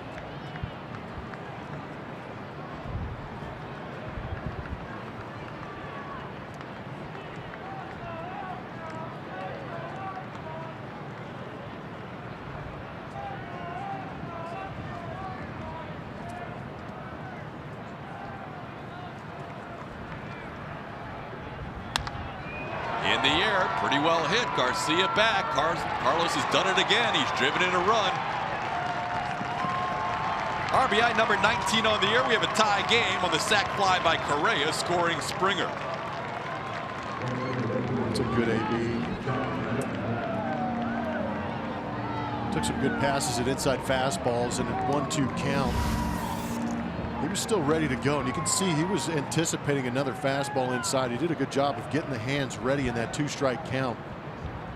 Fought that one off a little bit in a 2-strike count. If that pitch is a little bit lower, we might be talking about a different score in this ball game. Breaking ball to Reddick. 0-1. But right now, even his poorly hit baseballs end up in runs scoring for the Houston Astros. Correa now has 10 of his 19 runs batted in, with the runner on third base and less than 2 outs. Here's Josh Reddick.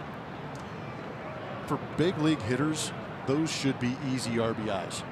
And then you add the talent level of Carlos Correa on top of that. Those are great RBI opportunities. And we've heard Jeff Bagwell in our booth say over and over, those were gifts. When every time Biggio was at third base, less than 2 outs, he felt that should be a guaranteed run. Lopez approaching 100 pitches. Only the second inning did he have a low pitch count.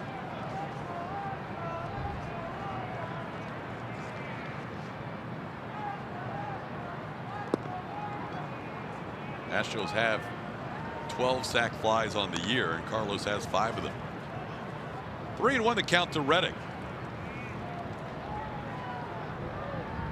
Lopez walks Reddick. You might see the bullpen start to stir. He's approaching his 100th pitch of the day.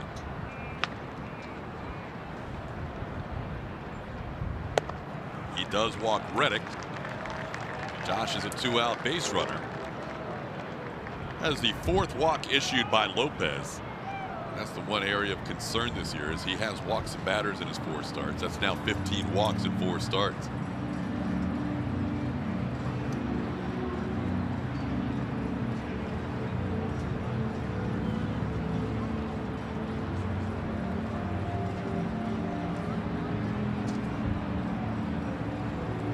The Astros are back at Minute Maid Park for a 10-game homestand starting tomorrow as they take on the Angels, A's, and Yankees. Tickets are still available, so don't miss your chance to see the Astros take on these AL rivals. Visit astros.com/tickets or call 1-877-9-ASTROS. Still early in the season, but battle for first place in the AL West coming up. The Angels in town. Angels led the Astros by 3.5 games on Tuesday. And now the Astros lead the Angels by a half game as we begin play today. Line drive off the bat of Bregman, caught by the third baseman Sanchez, and that'll do it for the Astros. But they tie the game on the sac fly by Carlos Correa. It's 1 apiece.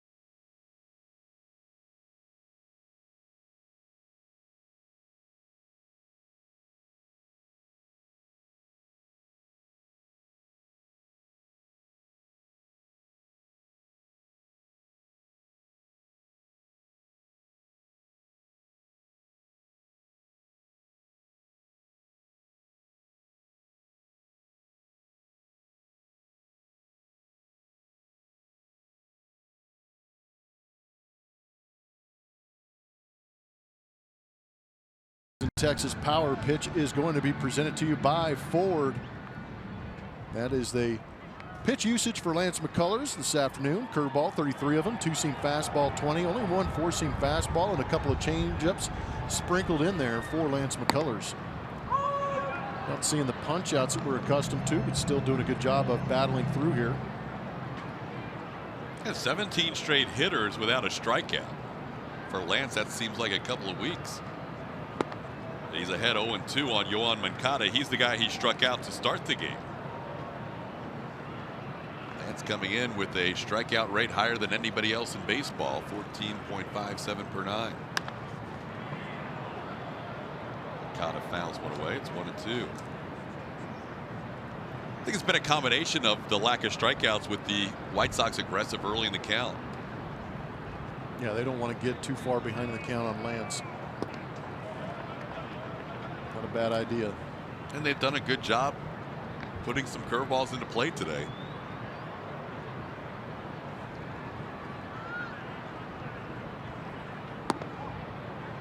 Lance misses there. It's 2-2.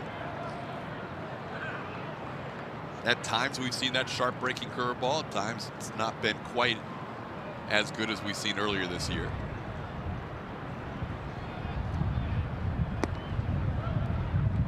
Three and two.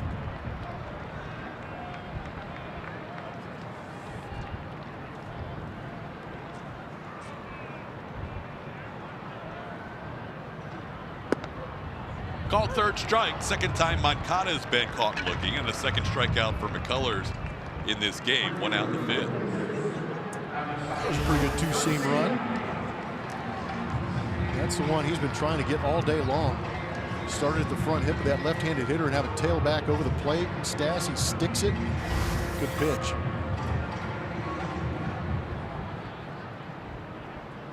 Now here's Avisail Garcia. A couple of infield hits in this game.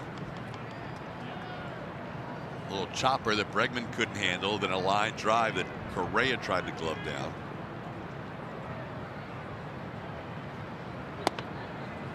Lance with a strike.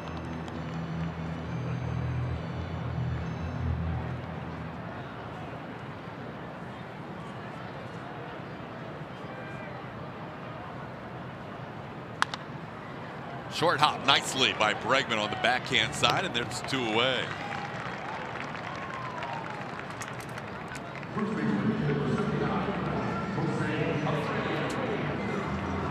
So 2 outs, base is empty for Jose Abreu. Lance's pitch count in much better order than his opposing starter. Ronaldo Lopez has thrown 100 pitches through 5, and the White Sox have bullpen action going. Lance is sitting at 68 pitches so far.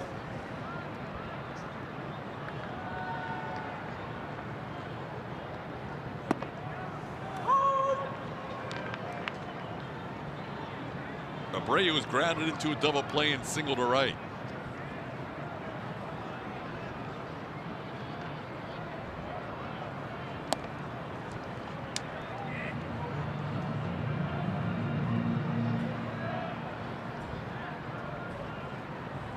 Infante, who pitched in last night's game, is back up forming for the White Sox. Swing and a miss, 1-2. That was one of Lance's better curveballs of the day.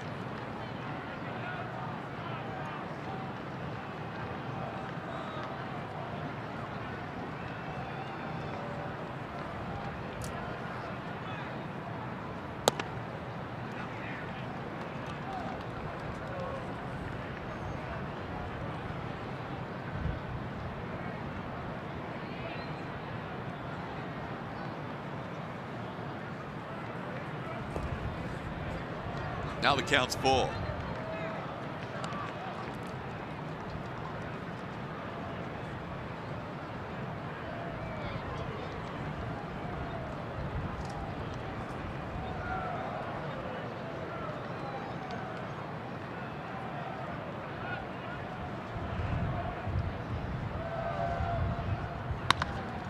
On the ground, Correa from the hole. Strong throw, and Abreu is retired. Lance McCullers with a 1-2-3 inning, first of the game.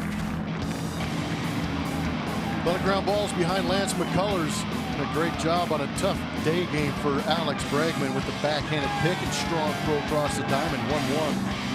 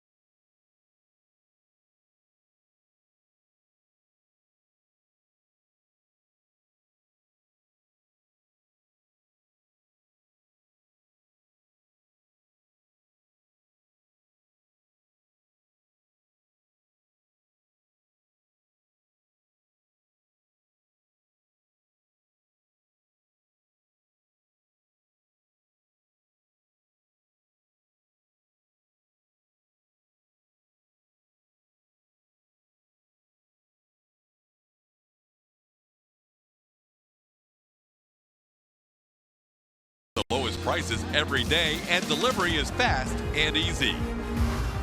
And by Arctic, overbuilt, not overpriced. Part of the strengths for the Astros this year is even when they have struggled offensively early in the game, they've been able to put a high pitch count on the starting pitcher, and that was the case today. Reynaldo Lopez, even though he's only allowed 1 run through 5 innings, is out of the game after 100 pitches. And a guy who came in out of the bullpen yesterday will face the Astros for the 2nd straight game, and that's Gregory Infante. Yeah, not something Rick Renteria wanted to do, just go to that bullpen again. They have had their issues here in the last week. Making his 8th appearance is Infante, 6 1/3 innings, inflated ERA at 11.37. Saw him against the Astros yesterday go 2 innings, only gave up 1 hit, had a couple of punch outs, but here to keep things where they're at. Facing Marwin Gonzalez, even though Infante threw those 2 innings, only threw 20 pitches and faced 7 batters in last night's game. Actually only faced 6 batters, got a double play out of it, allowed a hit to Jose Altuve. Breaking ball inside to Marwin. It's 2-0. Marwin has popped to short and grounded out to second. Astros scored a run on 4 hits against the starter Reynaldo Lopez. He also walked 4 and struck out a couple.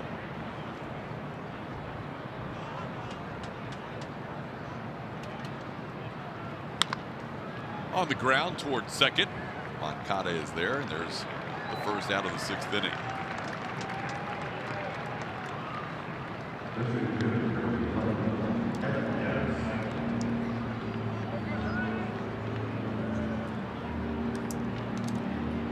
Bring up Evan Gattis.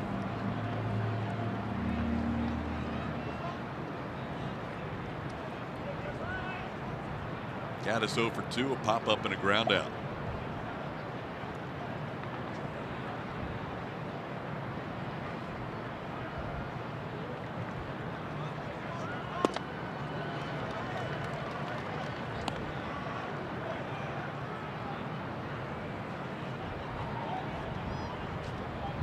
That will probably go unused today. Depends on how you smell.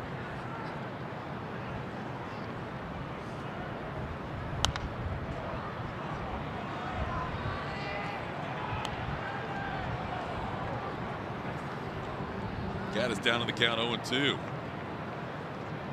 Infante joined the team just a couple of days ago after the scary situation with Danny Farquhar, who remains hospitalized. White Sox continue to pay tribute by hanging his jersey out in the bullpen. A guys had messages written on their hats in last night's game. In case you weren't with us over the weekend, a scare as Danny Farquhar pitched in the game Friday night, then suffered a brain hemorrhage in the 6th inning of Friday night's game, and then had to be sent to Rush University Medical Center. Had a ruptured aneurysm causing a brain bleed. He continues to be monitored and stable but critical condition. Our thoughts and prayers with Danny and his family. Breaking ball gets Evan Gaddis looking. Second straight time Gaddis has been called out on strikes. And there's 2 outs in the 6th inning.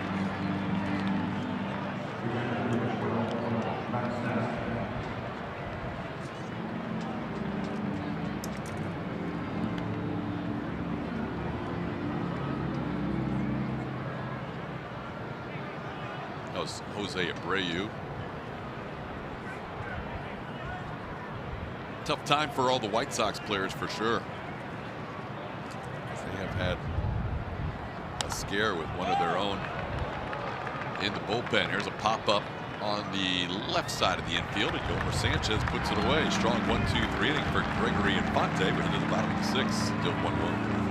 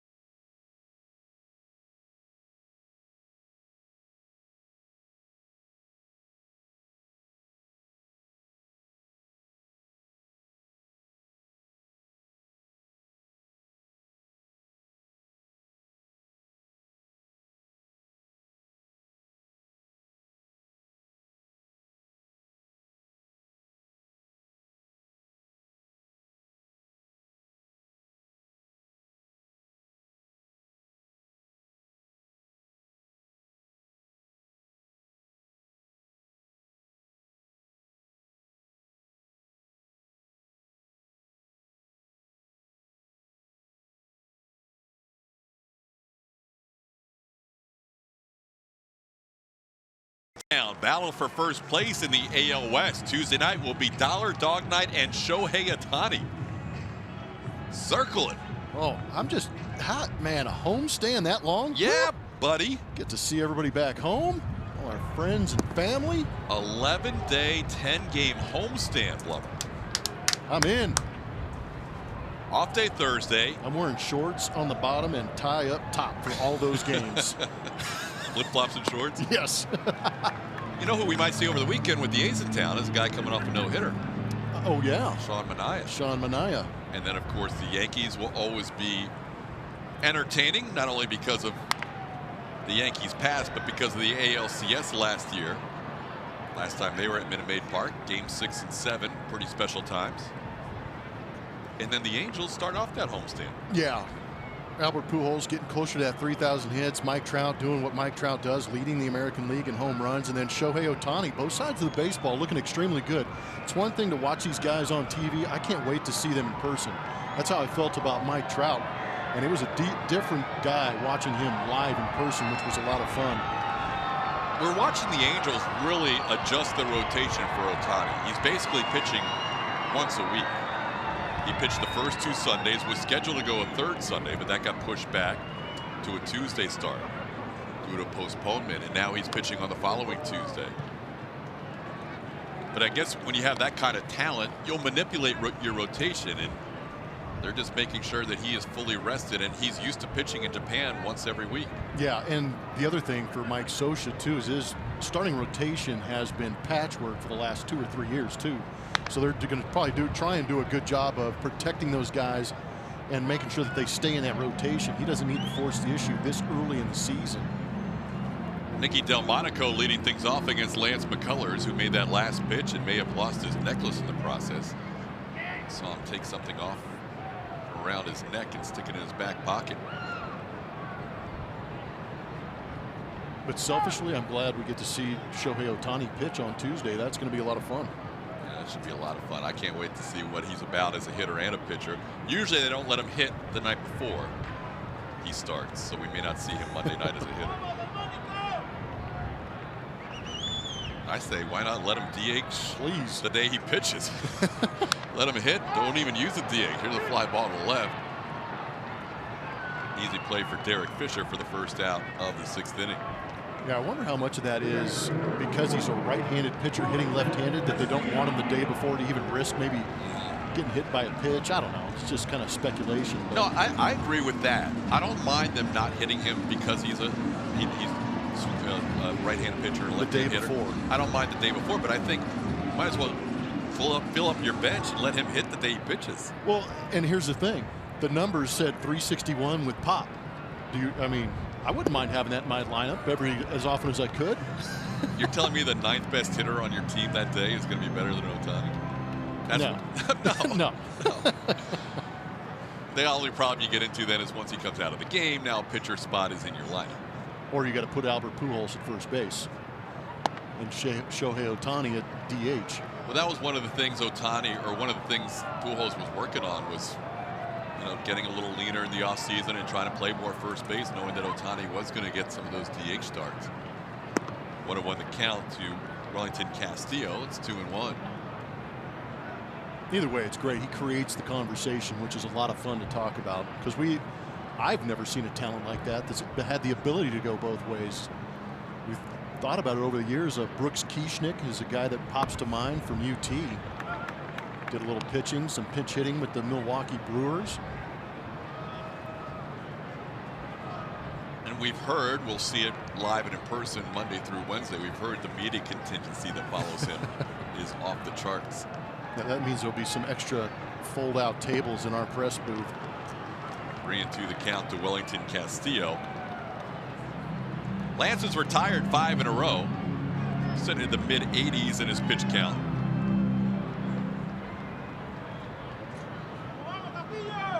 Lance has struck out 2 today. Both times Yoan Moncada called on strikes. This one in on the hands. Did you just see that? Did you just see what happened in that 3-2 count? I did not. I know he blew up his bat. With a two-seamer. In a 3-2 count. Oh, he didn't throw the curveball. Hey. Hey-oh. I mean, he's 90% 3-2 counts to lefties. Not quite as high to righties, but still like in the 60-70% range. My bad. It's another 60% of the time he throws it every time type situation. He blew up the bat, though. Yeah.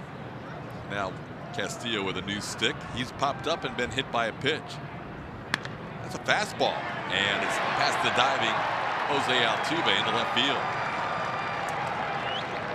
So a 1-out base hit for Castillo. Bring the whole family out to Minute Maid Park for Kroger Family Sundays. Special Kroger Family 4-packs are available starting at only $60, including next Sunday's Astros-A's game. Visit astros.com/Sundays or call 1-877-9-ASTROS.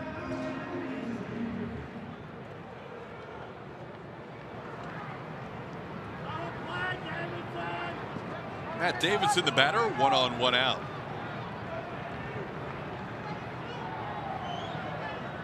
Looking forward to getting back to Houston for a lot of reasons. Number 1, to warm up. Number 2, I think the crowds could be kind of special for this upcoming trio of opponents. Weekend crowds are always big. Yep. You've got the Angels in town first and the Yankees in town to finish. And the A's over the weekend. Good curveball there. Glance ahead of Davidson, 0-2. Yeah, I think a lot of Astro fans will be excited to see the addition of Giancarlo Stanton in that New York Yankees lineup, but it's also a great matchup. I personally want to see just the matchup of that power of that lineup matched up with the power of the starting rotation of the Houston Astros. Giancarlo's been moved down a slot in the lineup. He's been hitting in the 4 spot more recently. Davidson doubled, scored the White Sox only run, and grounded into a double play. And here Lance picks up a swing and a miss for his 3rd strikeout of the game. 2 outs in the 6th inning. League leaders are presented by Houston Methodist. Most starting pitcher strikeouts in the first 22 games of the season. The Indians last year were 3rd most in the history. And this year, the Astros not only passed both the Indians teams from the 66 and 68 seasons, but they shattered the mark. It is amazing. That's just blowing the doors off the 68 Indians. They are setting the bar rather high as Lance hits Yolmer Sanchez. Sanchez has now been on base 3 times, a double, a single, and he's hit by a pitch.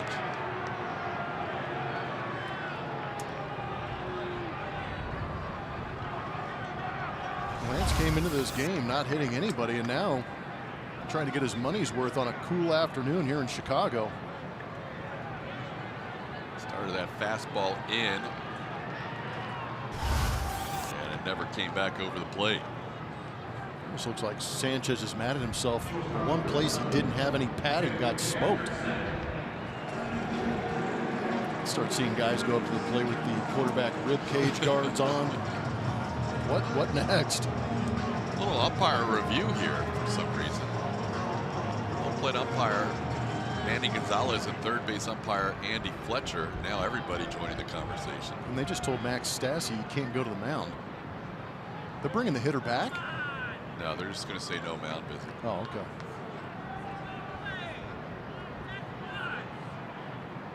That was odd. Why wasn't it a mound visit? Who knows? Both teams have 4 mound visits remaining. That has become a non-story.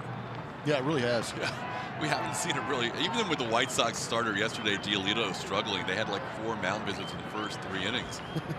But didn't end up running out of them. Here's a pitch inside to Tim Anderson. Anderson 1 for 2 in the game.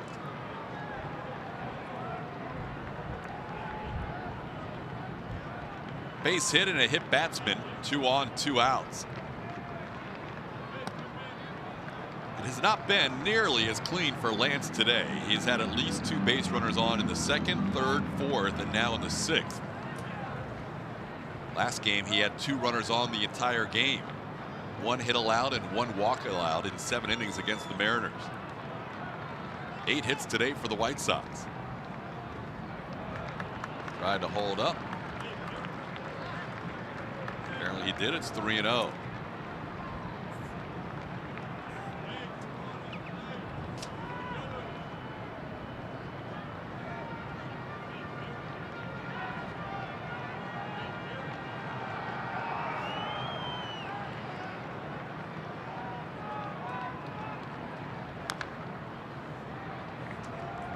Foul ball on the 3-0 pitch. It's 3-1. Anderson has one of those 8 base hits in his last at bat.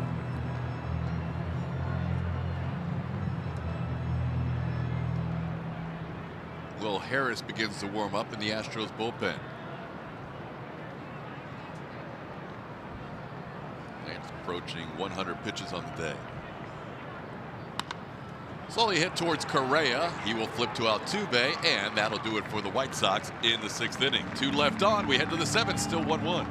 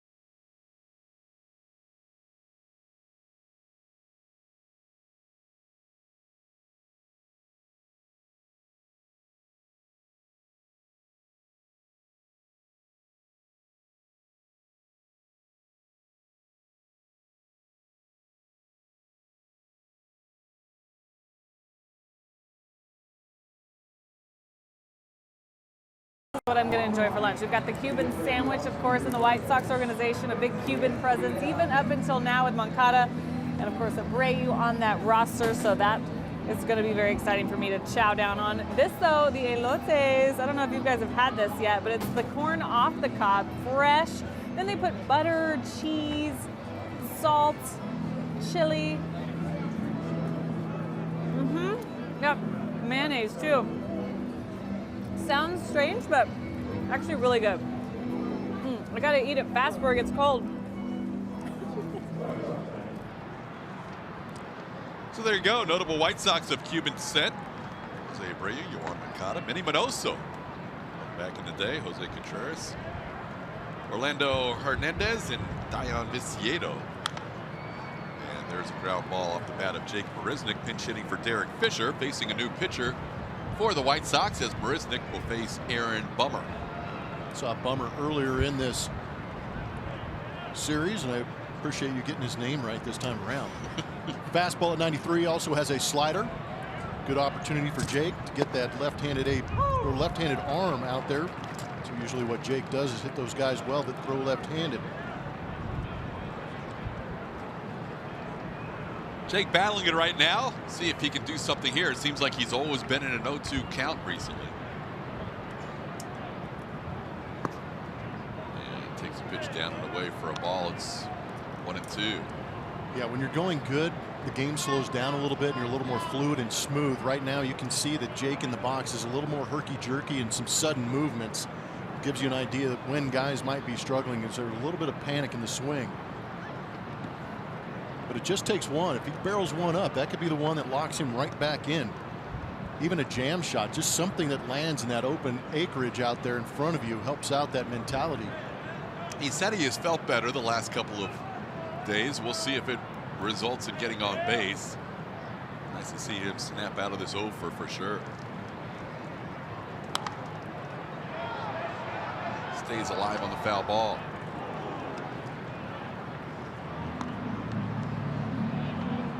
He's in an 0 for 22 right now as he pinch hits for Fisher. Then at the top of the order, after Jake, George Springer, Jose Altuve.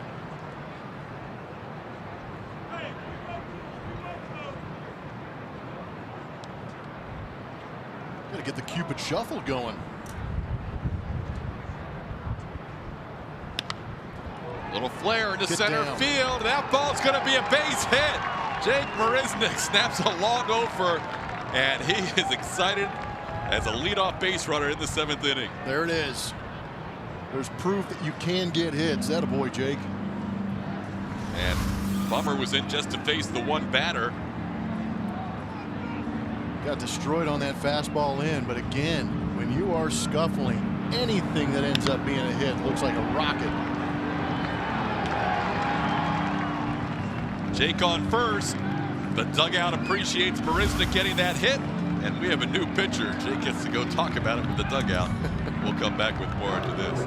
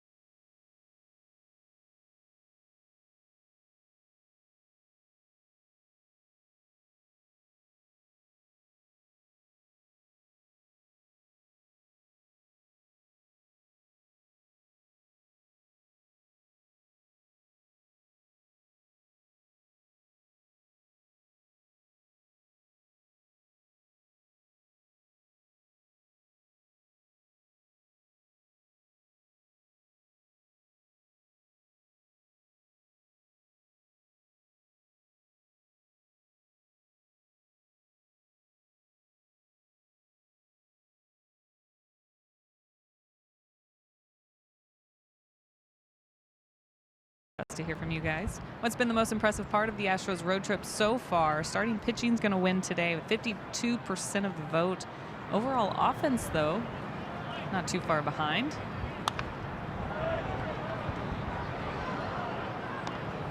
TK. All right, Julia. Top of the order, George Springer facing a new pitcher. Bruce Rondon takes over. The 97-mile-an-hour fastball on the first pitch George saw. Yeah, get it ready. Rondon averages 97 on that heater. Changeup 90 to 91, and also has a power slider 86, 87 miles an hour. The reason we're not seeing, or we haven't seen Rondon until this game in the series is because he pitched a ton in the last 2 games of that Oakland series. Man, Threw 26 pitches in the game Tuesday, and then threw 47 pitches in the game Wednesday, and threw 3 innings. Finally had to give way to James Shields. He was the last line of defense in the bullpen, and then Shields had to come in to the game as the final pitcher, even though he started against the Astros on Friday. Rondon with a 1-1 count on George. Springer has doubled, scored the only run for the Astros. He's 1 for 3 today. Way up and in, that gets away. Marisnik will head to second base.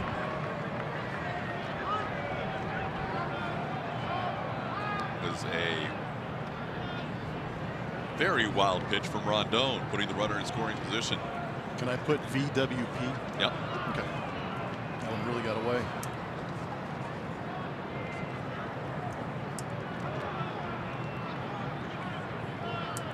George has only faced Rondon once, and he was hit by a pitch. Sounds like a great time to face him now with him losing the location on the first couple pitches, huh? Yeah. It's time to take that personally.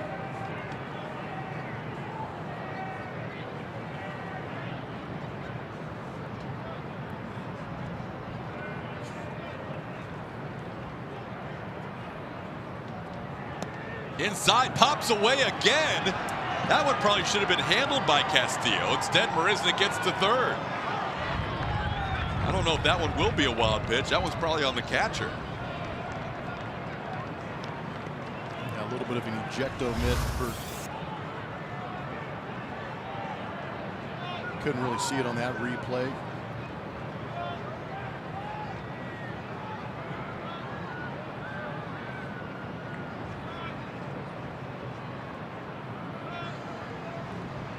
Now the White Sox bring the infield in with a 3-1 count on Springer.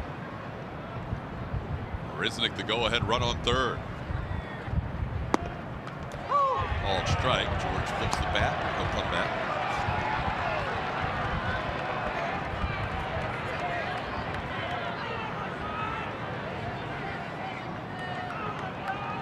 Springer taking that on the corner. It's 3-2. George already with 8 RBIs on this trip.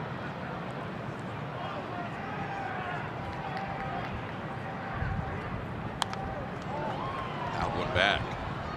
It's not easy to stay in like George did on that last swing. Got a bunch of pitches coming up underneath your chin, and to stay in there on a hanging slider.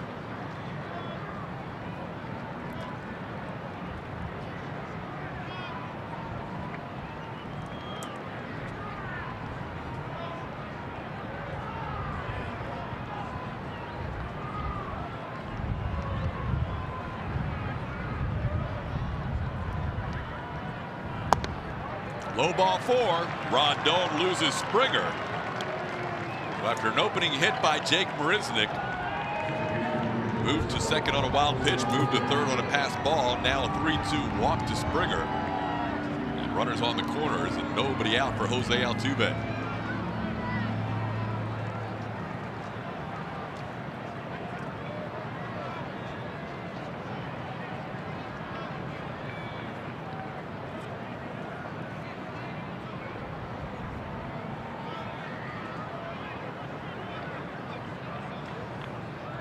Altuve, a couple of ground outs and a walk today.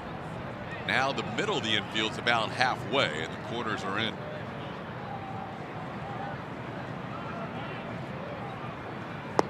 Altuve takes the ball.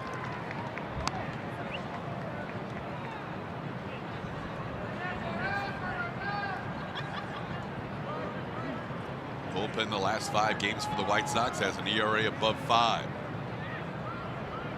Astros facing the third arm out of the bullpen. Infante, Bummer, and now Rondon.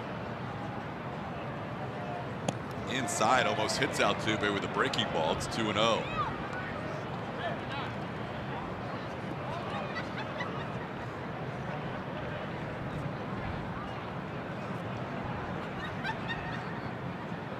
You have to have a conversation about the eye black the White Sox are wearing. Like dog bone stickers.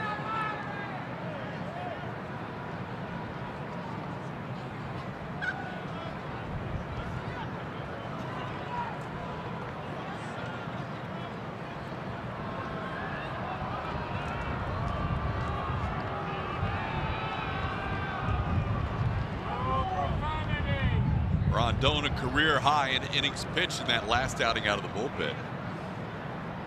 And he has struggled with the zone, throwing 6 of 9 outside of the zone, and now he is 3-0 in Altuve.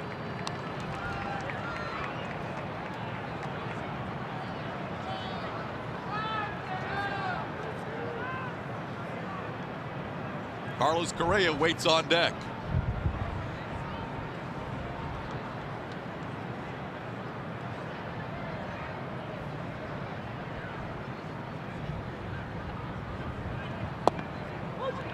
There's a strike called. It's 3-1.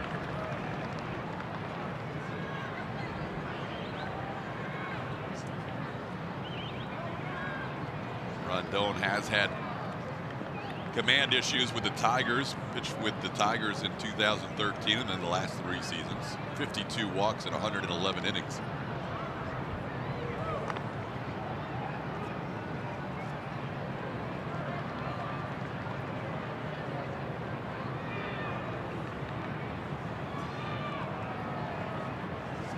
Altuve facing Rondon for the 3rd time in his career, has a single and a walk in his previous 2.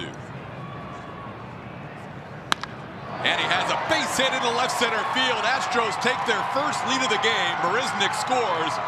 Springer to 3rd. Jose Altuve the RBI single.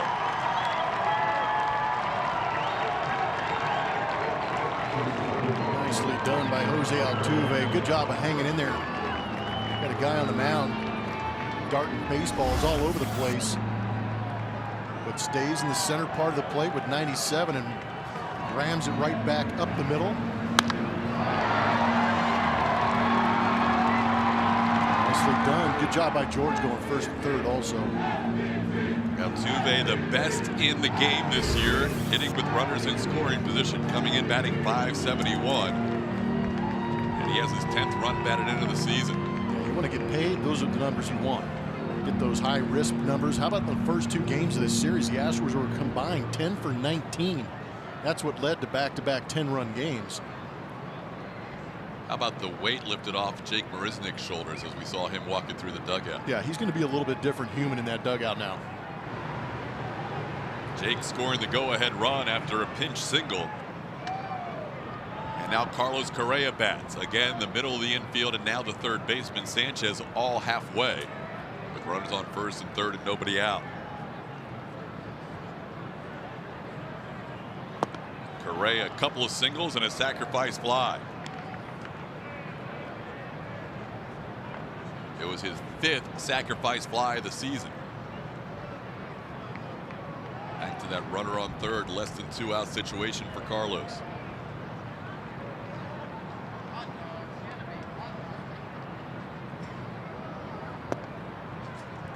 Takes it low, 2-0.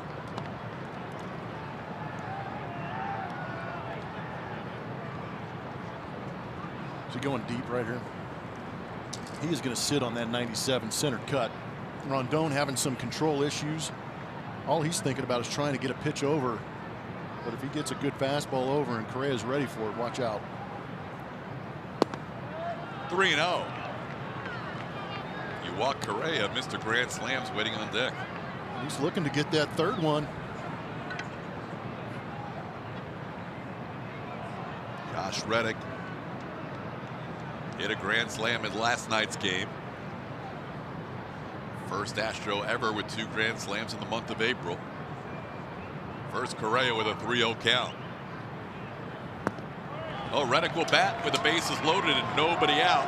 4-pitch walk to Carlos Correa. Rondon really struggling with the strike zone. He'll get a visit from pitching coach Don Cooper. He was behind Altuve. He walked Springer and he walked Correa. And if we can set it up anymore, Josh Reddick hit that grand slam off Lucas Giolito, who was having command issues. Facing another guy with command issues. Is Rondon going to be aggressive with the fastball early in the count to get ahead? And is Reddick going to be ready for it?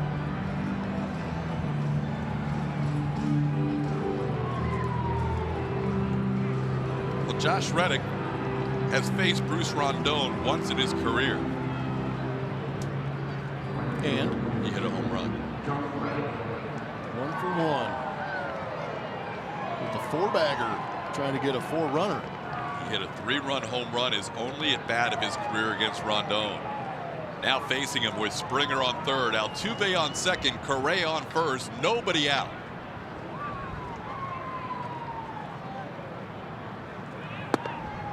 Cross up after a mound visit and a called strike.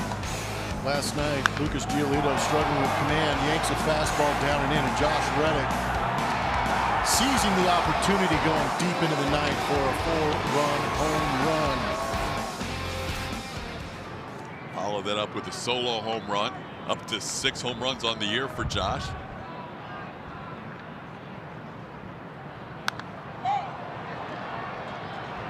Foul back and out of play. Reddick down to the count 0-2. Took a pretty good swing at that pitch.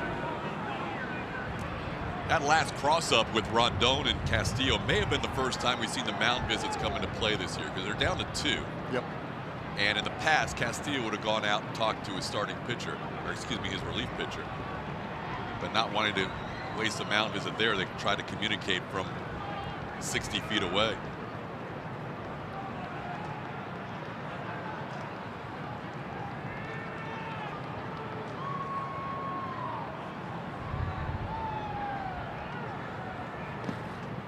Stopped by Wellington Castillo on a pitch in the dirt. It's 1-2. Astros with their first lead of the game on the Jose Altuve RBI single.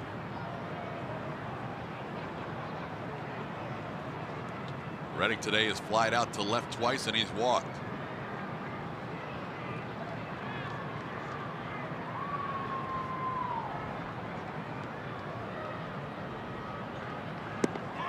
Rondon gets him.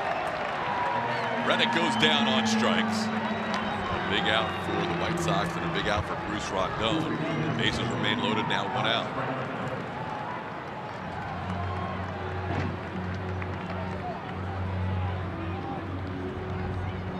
That'll bring up Alex Bregman.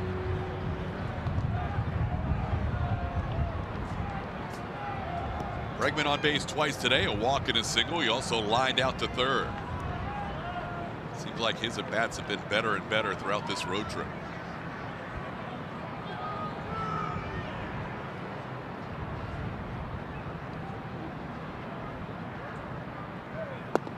Takes a pitch low for a ball. 98 from Rondon.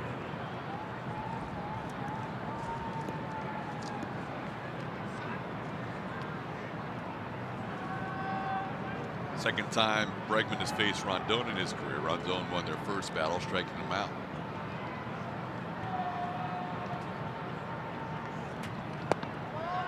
(2-0) outside.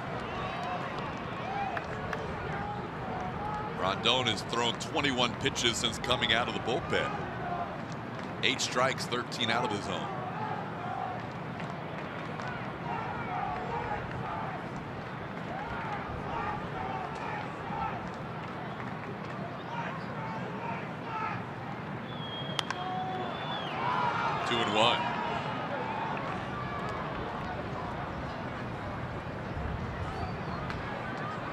Astros scoring 10 on Friday night, 10 last night.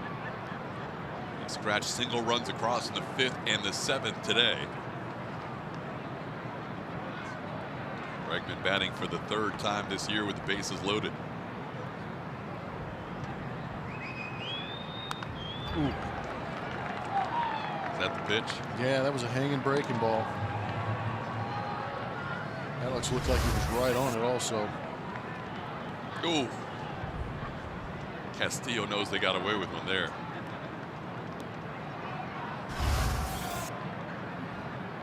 Two and two, the count to Bregman.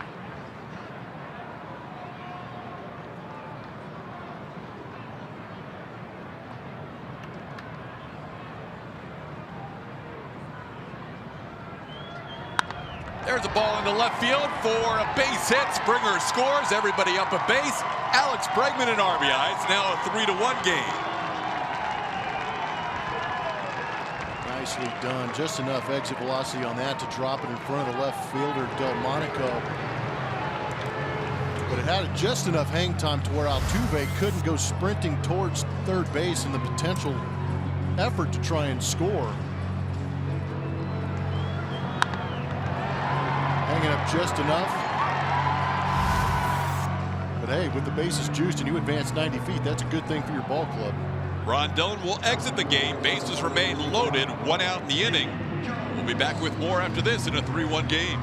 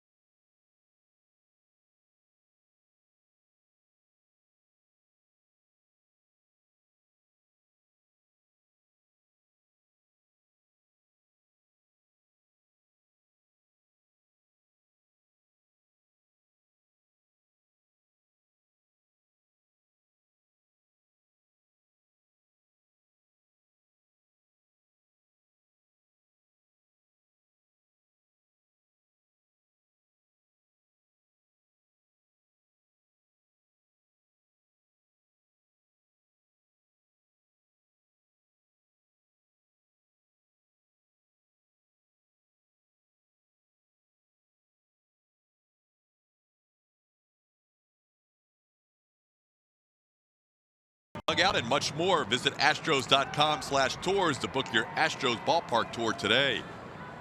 Bases loaded, 1 out. New pitcher is Nate Jones. A little bit of a funky delivery. You'll see him bring the ball immediately out of his glove and go to that power L position behind his head. And when he does bring it, he can bring it in the mid to upper 90s, averaging 96 miles an hour on the heater with a changeup and a slider. Marwin batting with the bases loaded for the second time today. This one driven to left field. Back goes Delmonico looking up. It bounces over the fence. Marwin Gonzalez with a ground rule double. Driving in 2. Second straight game Marwin has knocked in 2 on a ground rule double with the bases loaded. Astros now lead 5-1. Big hits. Taking advantage of opportunities, walks, base hits, a lot of traffic on the base paths, but these guys step up, get mistakes up out of the plate, namely some fastballs that they can get extended on, and that's what you like to see.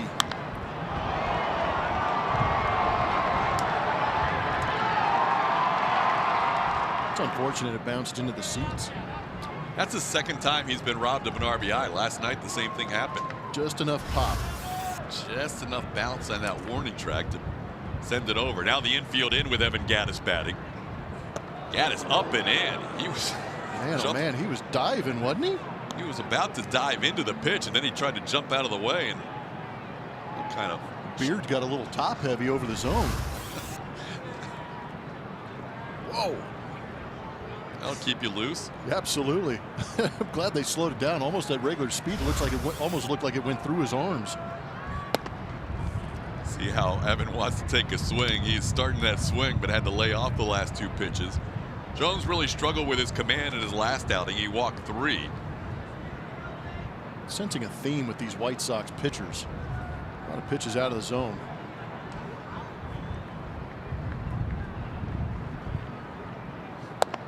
Gaddis watching 3, not even close. It's 3-0. Yeah, Nate Jones is mad at himself.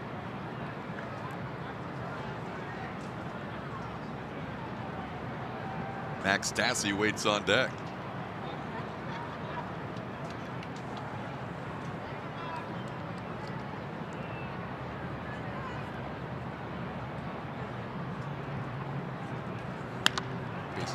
Ground ball toward short. Anderson gloves it, throw home, not in time. Bregman safe.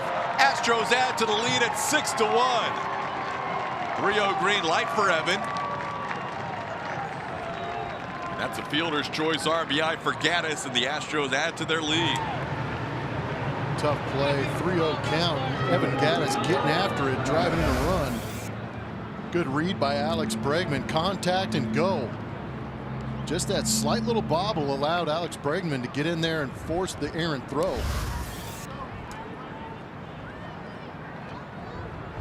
Astros batting around in this inning. Bregman singled home the 3rd run of the inning, scores the 3rd run of the game, scores the 6th run of the game. Astros with a 5-run 7th and still only 1 out. Stassi swings through a 97-mile-an-hour fastball. On our matches from Supermo, you can see the throw from the knees tailing up the line. And by the time Castillo could even get to it, Bregman was past him.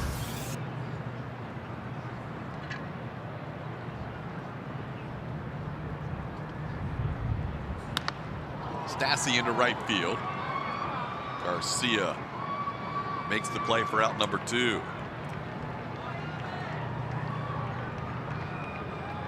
Oh, 2 outs and back to the guy that started this inning as a pinch hitter, Jake Marisnick. Get you another one. Jake started out this inning with a pinch hit single into center.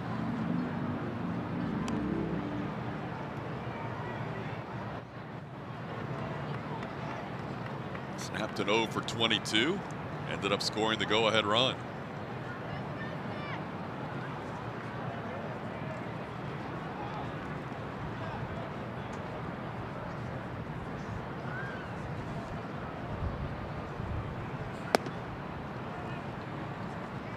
In this series on Friday night, the Astros had their first 7 hitters get to the plate 5 times in the game. Last night, their first 8 hitters got to the plate 5 times in the game. And today, Marisnick batting in the number 9 spot. George will get to the plate 5 times as the on-deck hitter. We're still in the 7th inning. A lot of ABs for the Astros in this White Sox series, scoring 10 Friday, 10 Saturday, and so far 6 today. Jake with a 1-1 count.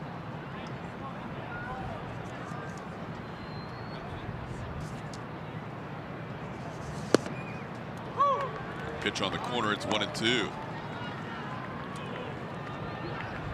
With this lengthy inning, and Lance having a lot of time in between innings. Unless he was already near 100 pitches, McCullers' day should be done. We've seen bullpen work in the Astros bullpen going on. If that's the case, another strong outing. 6 innings of 1-run baseball. Lance scattered 8 hits today.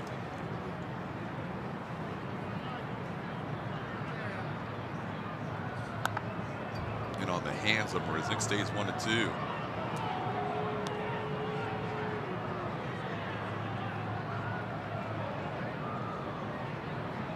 Tenth hitter of the inning for the Astros. Will Harris will be on to pitch the bottom half of the 7th.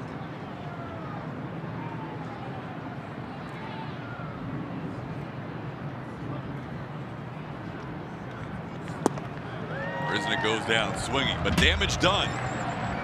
5 runs in the inning, 10 men to the plate. Astros lead at 6-1 as we head to the bottom half of the 7th inning from Guaranteed Rate Field. Stay right.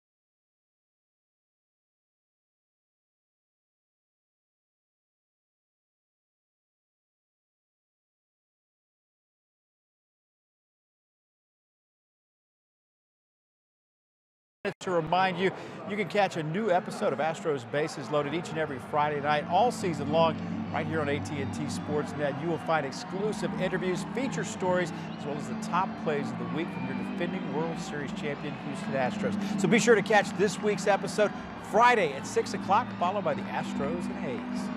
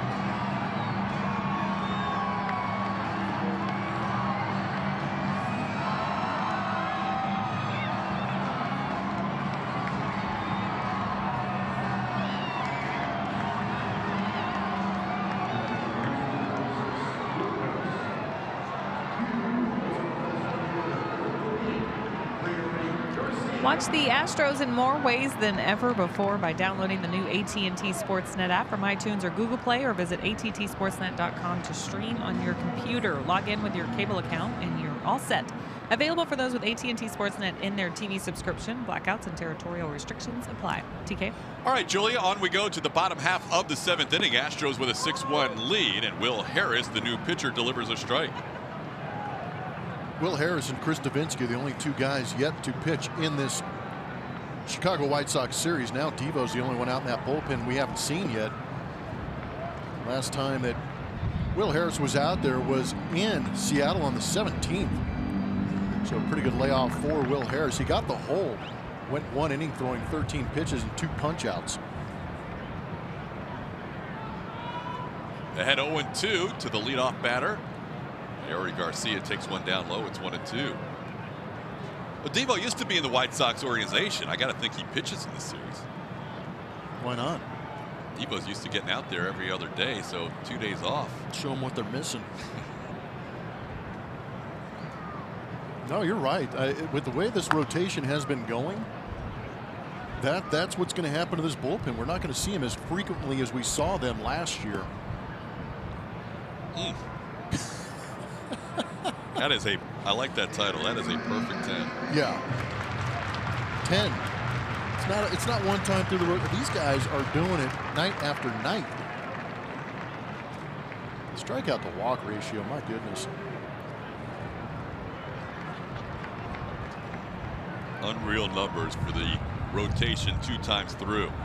Swing and a miss. Harris strikes out Garcia to start the 7th inning.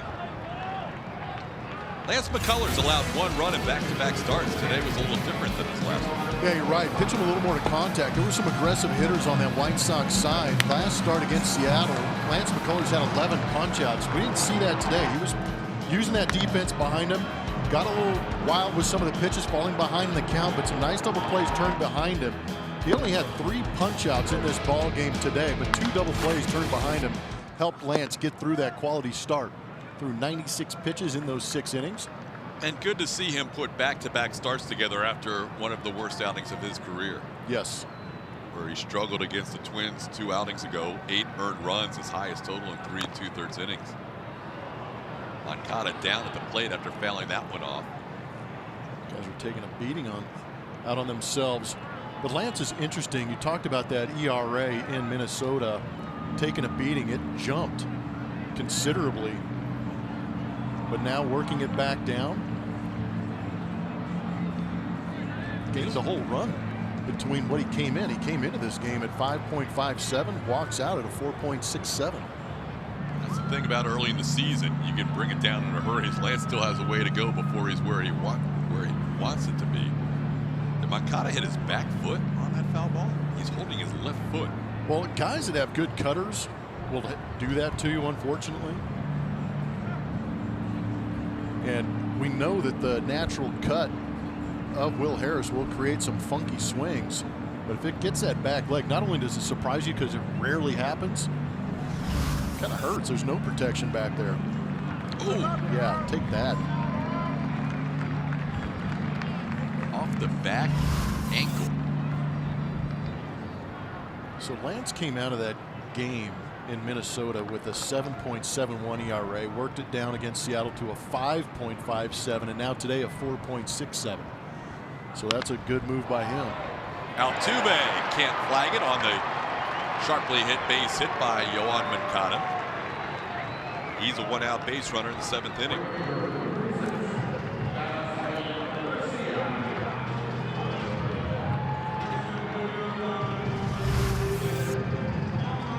Moncada was going to try and do that to himself again. He pulled the hands in nicely and turned on that pitch. That in-between hop is tough to pick up for an infielder. 9th hit of the game for the Astros. They're actually out hitting the 9th hit of the game for the White Sox. They're actually out hitting the Astros 9-8. The Astros lead this game 6-1. Here's Avisail Garcia. Fouls one back.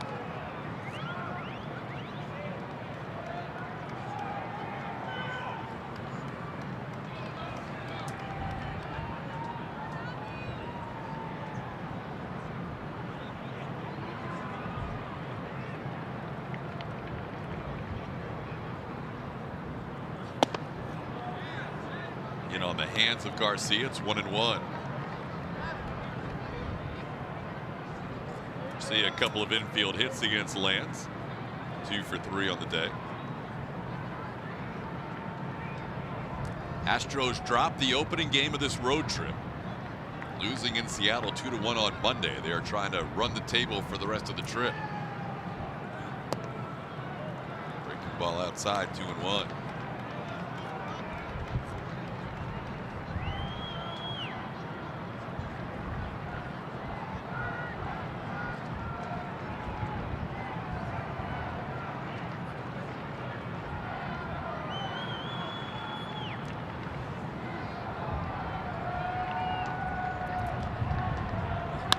Ground ball, backhanded nicely. Bregman to Altuve, 1, and they turn the double play around the horn.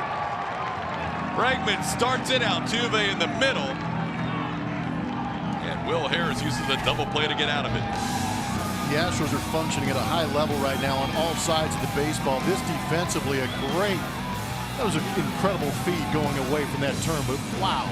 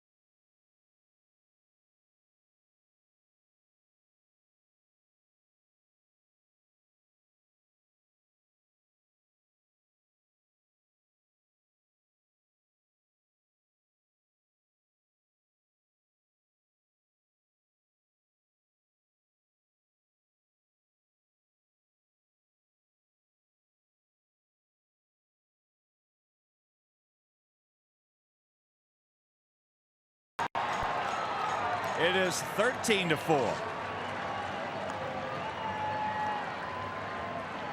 His 20th. He now has 58 knocked in.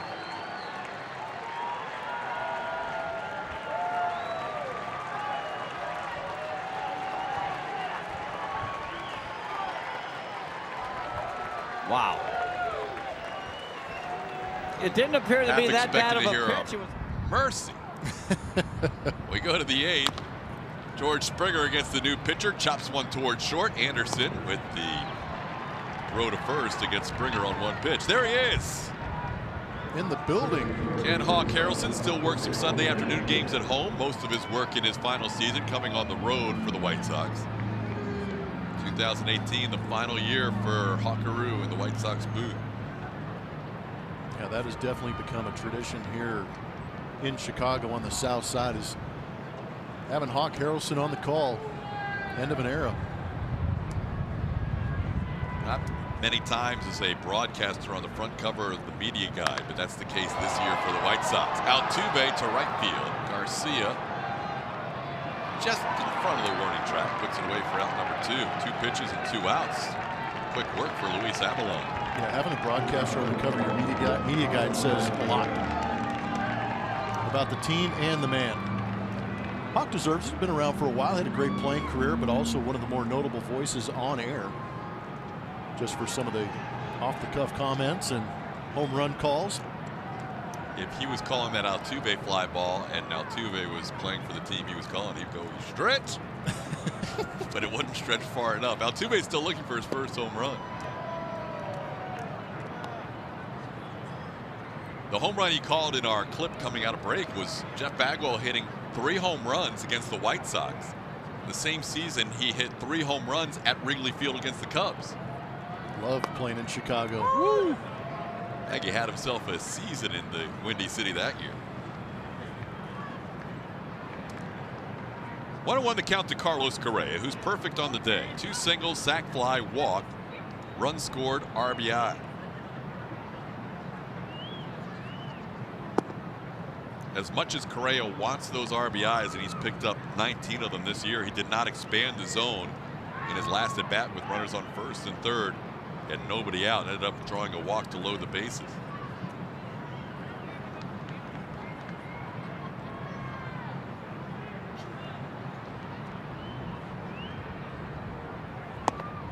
On the inside corner, Correa thought it was in. It's 2-2. Carlos with a 7-game hitting streak, adding over 500 during that time. Could be player of the week in the American League. Astros could get back-to-back pitcher and player of the week in the AL.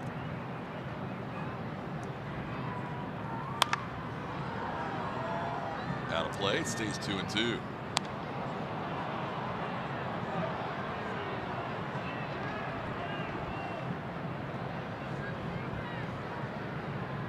Hector Santiago, another lefty warming up for the White Sox.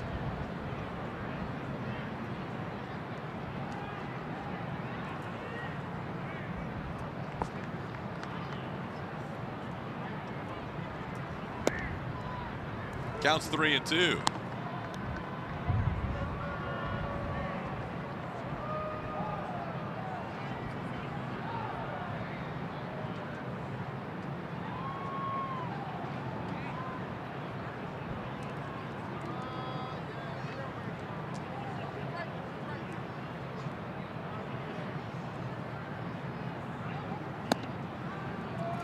Correa on base for the 4th time today. 2 singles, 2 walks. Also had a sac fly to tie the game at 1. Quite a road trip for Carlos Correa. Now the lefty Avalon will face the left-hand hitting Josh Reddick.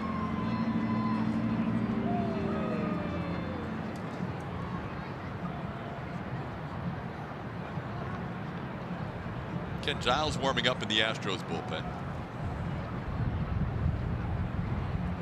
Will Harris does not come out for the 8th. He'll continue his scoreless streak. He's made 19 consecutive scoreless appearances on the road. That's the longest active streak in the majors. He got some nice defensive work behind him on that double play to end the inning. That was beautifully done. That's one of the harder double plays to turn for a third baseman going away from the play. But we've seen Alex Bregman go to his right and throw strikes all over the diamond now.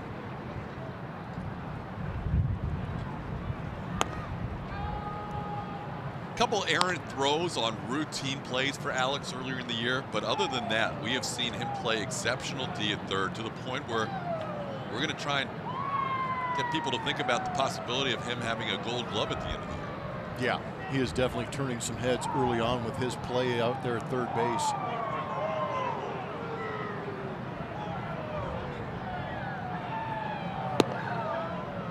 No, I think one of his toughest competitors might be a guy we'll see next weekend in Oakland. Oakland comes to Houston, and Matt Chapman. And Chapman's got a really good glove over there at third base, but we talked about it the other night. No more Evan Longoria. Manny Machado's now shortstop.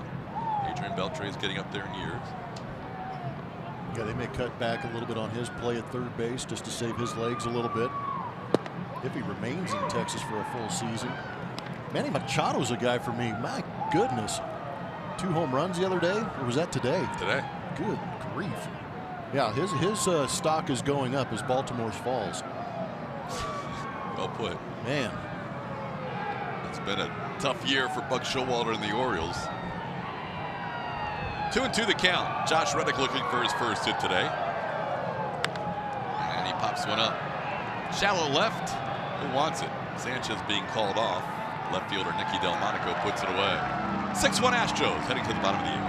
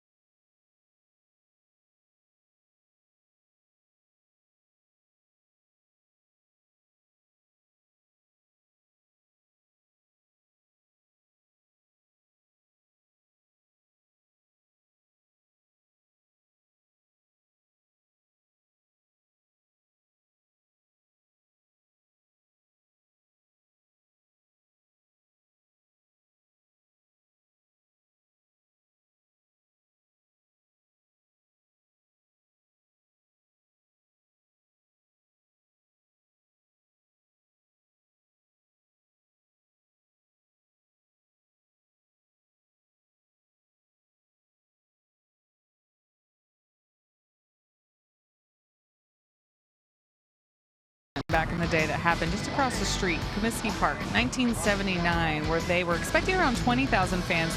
There were around 50,000 that showed up or snuck in for the disco demolition night. They were supposed to bring a disco record and pay 98 cents, and they were going to blow them up on the field in between games of a doubleheader between the White Sox and the Tigers, and it got out of control. As you can see by this video. That is some classic video. What were they thinking? The field was ruined. They had to postpone the second game. Fans were trying to get into the clubhouse. Nuts. I don't know what you're talking about. That looked like a great time. Is that the day that disco died? Oh, it died well before that. I was going to say, when did disco really become alive? Mike Beck, son of Bill Beck, thought it was a good idea at the time. Abreu, they got a lot of fans in the stands. Unfortunately, they forfeit a game. Abreu pops one to George Springer. Springer having a little conversation with the fans out in right field. I don't know what the problem was. A lot of vinyl, a lot of beer, and some pyrotechnics. What could go wrong? Seemed like a great combination. Seriously. There was going to be a game after that. This is incredible. There's been some great promotions over the years, but that one's got to be at the top. That guy on the left was letting somebody have it. What do you mean you don't like Casey and the Sunshine Band? Good times over at Comiskey. Nicky Delmonico, the batter. We've seen Ken Giles used in this series in a 10-0 game and now a 6-1 game. HA just trying to get him some work. This guy over here, he was upset.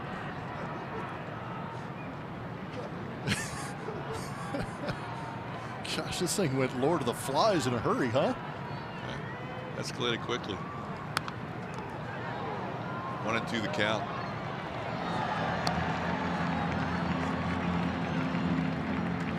Giles with that sore back that we found out about in Seattle, maybe easing him back in. Just, it's all about finding that portion of the game where you can build the guy's confidence and get him back in there. But I think that early on this season, AJ's really been more of a matchup bullpen when he's needed it.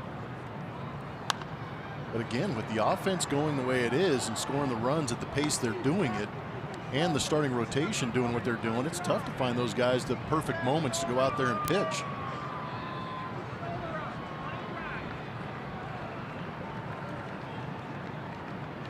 Very tough now. I don't think George is going to get another AB. It's a good way to get on TV, though. George has been playing right the last couple of innings. Jake stayed in the game and played center. Josh is over at left field. It's the Cupid Shuffle. It's back. Cupid Shuffle followed by a Fortnite Jubilation is a pretty good combination.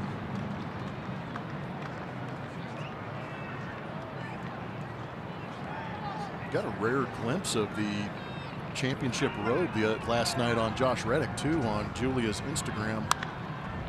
That was my first peek at it, at least. Yeah, Reddick designed it, I believe, right, Julie? He's a robe designer in the offseason? I don't know if he designed it. He might have gotten some help, but it is beautiful. It is. The pitcher of the game and the player of the game look different. We haven't seen anyone wear the pitcher of the game robe for their interview yet, so stand by, stay tuned. Was there any doubt Josh was going to wear his? No. He couldn't wait. 2-2 pitch grounded towards Marwin. Marwin takes it to the bag himself, and that's 2 away. Josh yesterday 2 home runs, grand slam, solo home run, and there he is post game. That is glorious. It's awfully sparkly. I expected something a little more like a smoking jacket or a robe. And then the tradition is the player who wins it the day before then hands it off to the player. Is there a ceremony and music and a presentation with this thing? We'll find out. Yeah, we've lost our insight.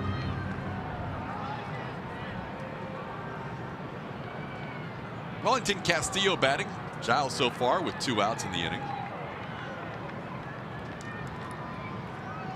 Wonder if Yuli was in the dugout watching Marwin take that play himself at first. Yuli's not a big fan of taking it himself. He wants to make that pitcher earn it. Finally, he ran into a pitcher, Justin Verlander, who didn't want any part of it. It's like, you are right next to the bag. Yeah. You can go there yourself. Yuli's brother played in his 3rd consecutive game today, making his major league debut here Friday night. Some cool video we showed you in last night's ball game. There's Justin Verlander. He's had fun in this series. On the mound and off the mound. Yes, he has. Completely obliterated my Twitter feed yesterday. 1-2 pitch. Just held up. It's 2-2. Some good video out there of Justin interacting with the locals. He's got quite the history here in the American League Central. Yeah, they know him well all those years with the Tigers. Those were the dog bone eye blacks you were talking about earlier. Yeah, I'm not a fan. I'm not sure. They probably have some scientific research behind the expansion. But it almost looks like those breathe rights underneath the eyes. Called 3rd strike. Good inning for Ken Giles. He goes 1-2-3 today. He had a 1-2-3 9th on Friday. Good to see him back and healthy. Still 6-1.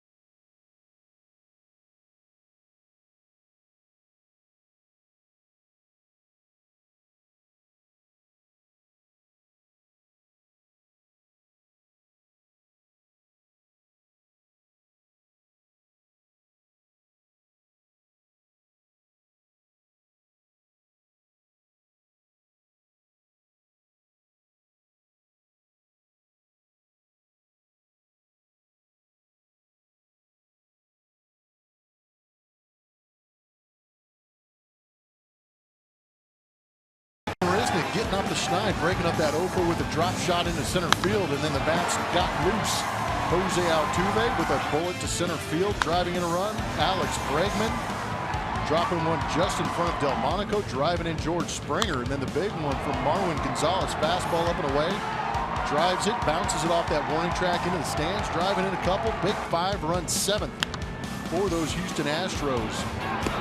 They have now outscored, at this moment, outscored the White Sox 26-2. Wow. It's a big number. Like it. That'll help your run differential as Alex Bregman leads off in the 9th inning. Face a new pitcher for the White Sox, another lefty, third lefty of the game. This is Hector Santiago. Bregman swings and fouls, one out of play. Santiago's been around for a little bit. He's been in the starting rotation of the St. Louis Cardinals. Now working out of the bullpen, 5 pitches it has him listed with: fastball, changeup, curveball, cut fastball, slider, and a split finger. He will throw them all, which is unusual for a relief pitcher to have that many. Bregman takes a strike. It's Alex and then Marwin Gonzalez, Evan Gattis. Astros batting in the 9th, trying to close out this road trip with a W and try and sweep the White Sox. Same team that swept them here at Guaranteed Rate Field last year. There were 2 really off series last year for the Astros as Bregman grounds one to Abreu. He will race to the bag and beat Bregman. The series here against the White Sox where they were swept, and then the series late against the Oakland A's where they were swept as well. Other than that, the Astros played very good baseball on the road last season. Yeah, they were definitely road warriors, but coming out on the road with the team they had and coming through here and getting swept was interesting to say the least. And I always feel like no matter what the Astros look like and what the A's look like, it always ends up being a pretty good series. They always play the Astros tough. Here's Marwin Gonzalez. He was part of that 5-run 7th inning with an RBI, 2 RBI double. Marwin on back-to-back games has had a bases loaded double that bounced over the fence and cost him an extra RBI.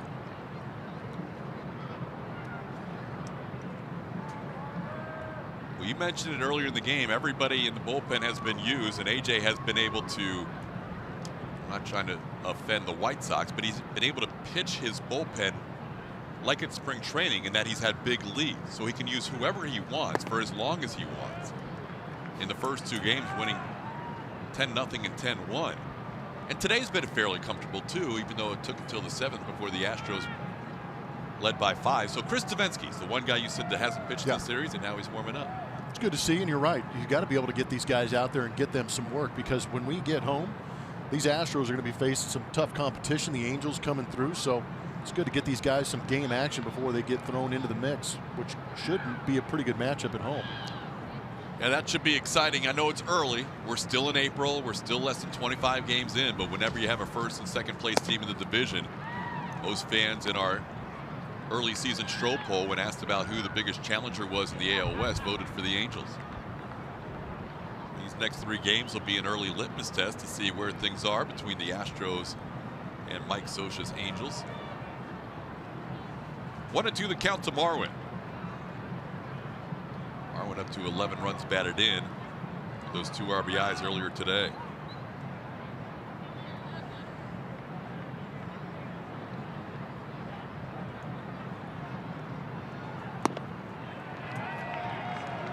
Strikeout.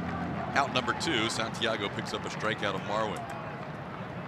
You know, I think we were both impressed with Reynaldo Lopez, their starter. But the blueprint for success last year kind of made its way from 2017 to 18. The Astros are really starting to do a good job knocking starters out, going to work on the bullpen. When you ask a bullpen to get more than 9 outs, sometimes good things can happen, and today it worked out that way for the Astros. No, I think that's a great number. Also might be why the quality start is at 6 innings, because those last 3 innings are usually for that bullpen, and 9 outs you can usually navigate with a 7 or 8 man bullpen. So there's been a lot asked of this White Sox bullpen to come out and get 12 to 15 outs, especially against this offense of the Astros. But again, the way the starting rotation has gone for the Houston Astros has dictated a lot of what's happening in these games as far as wins. Evan Gattis batting, down 0-2. He had an RBI fielder's choices last time up. Gattis still looking for his first hit of the day.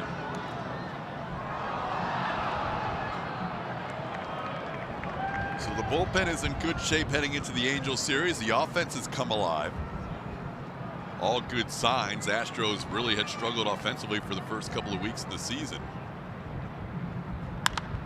Evan, deep to left field. He looks over the dugout because he's just hit his first home run of the year. Evan Gattis on an 0-2 pitch. A solo shot. And the Astros now lead 7-1. Attaboy, Gaddy. Looked over to his own dugout as if to say, I finally got one.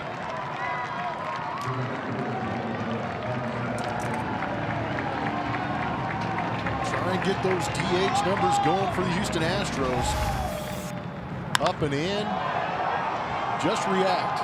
Don't think too much. Get that foot down. Get those hands ready. Get those hands ready. Finally. Yeah, that's kind of what it looked like, didn't it? It looked like he said finally.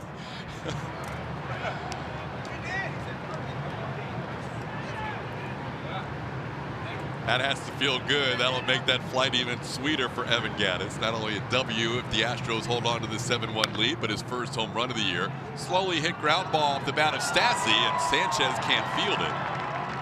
Stassi reaches first base with 2 outs in the ninth. That'll be a base hit for Max Stassi. And he's a 2-out base runner. I'll give Jake Marisnick one more AB. Jake singled and scored as a pinch hitter. Batted twice in that 7th inning. Struck out as the final out.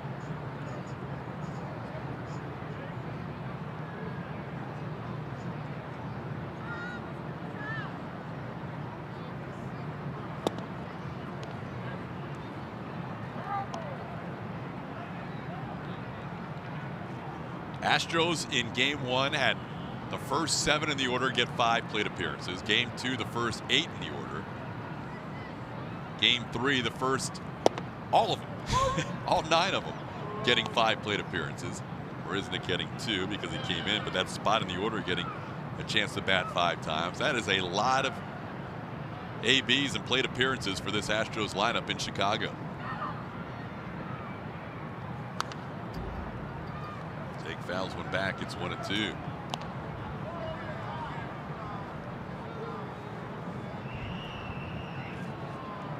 Well, Santiago has come in and thrown strikes in this inning. 16 pitches, 14 for strikes. One of them, though, left the field on the home run by Evan Gattis.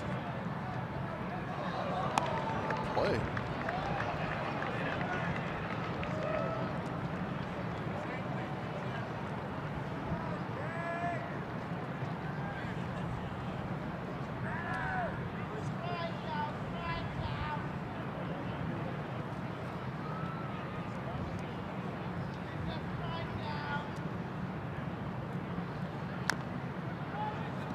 Jake stays alive.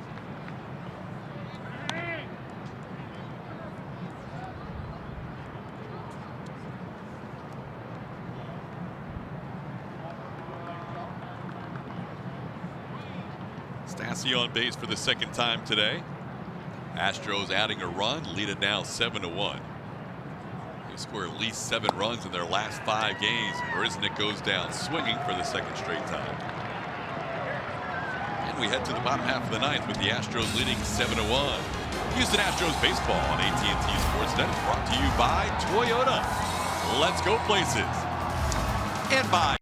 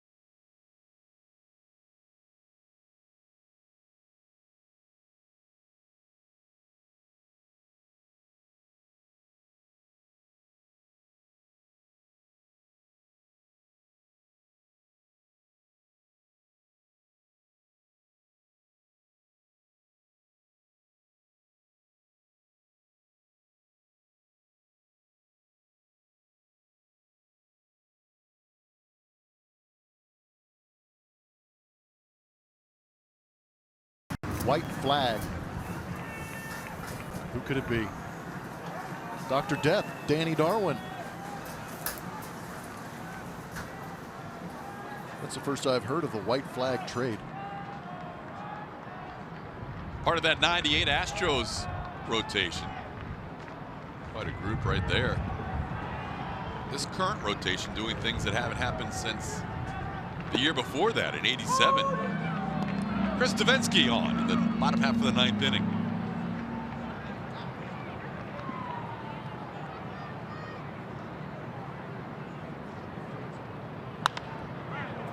Oh, rocketed foul. It's 0-2.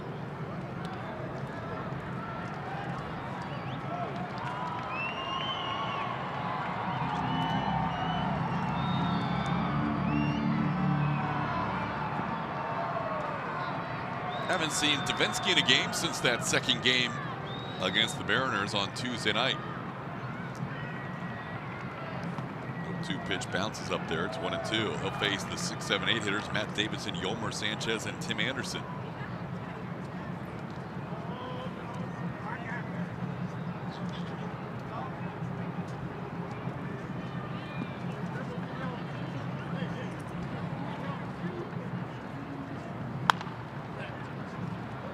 To Correa.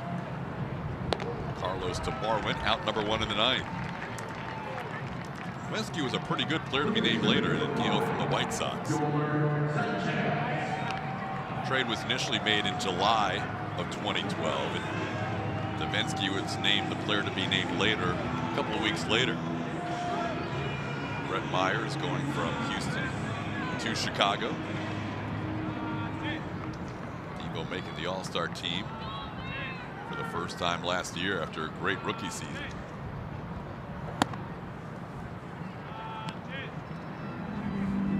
Yolmer Sanchez takes a pitch up and away, 1-0.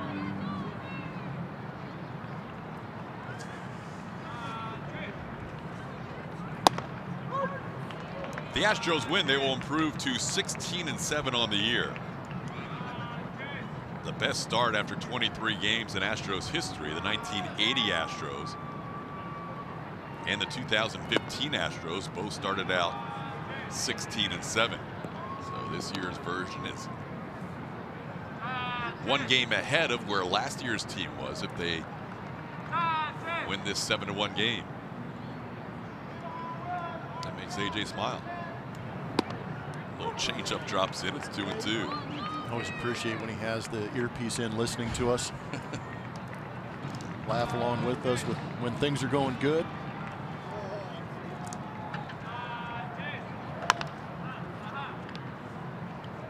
Well, the Astros, you mentioned they're road warriors last year. They are looking to win 6 in a row on the road on this trip. They won't see the road again until May when they go to Arizona. Thank goodness. Home for the next 11 days after this one. 2-2 pitch misses the corner. It's 3-2.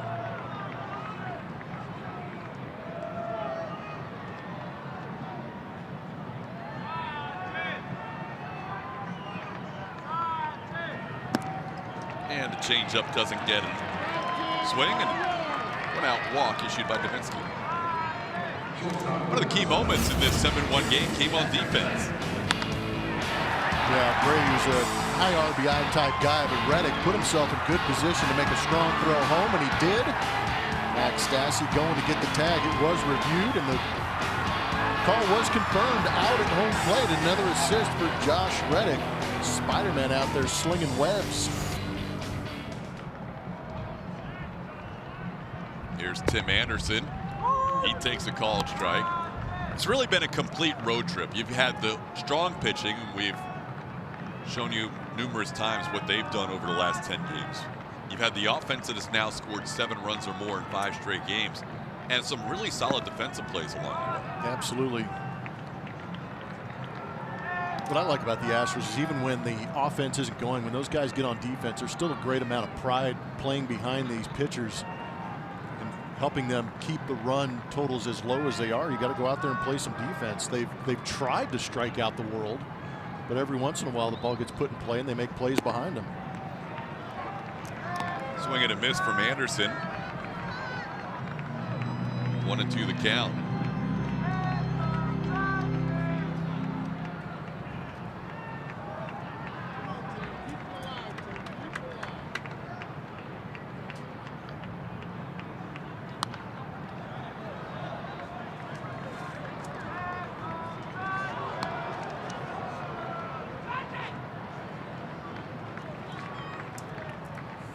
On the other side of the coin, though, with the Astros possibly matching their franchise best after 23 games at 16-7, White Sox in danger of dropping to 4-14. Correa, Altuve tries to turn it, and they do. Game over. Astros sweep the White Sox. They win 6 in a row to wrap up the road trip. They will head home for an 11-day, 10-game homestand, riding high with a 16-7 mark in first place in the American League West. Good day all around. The Astros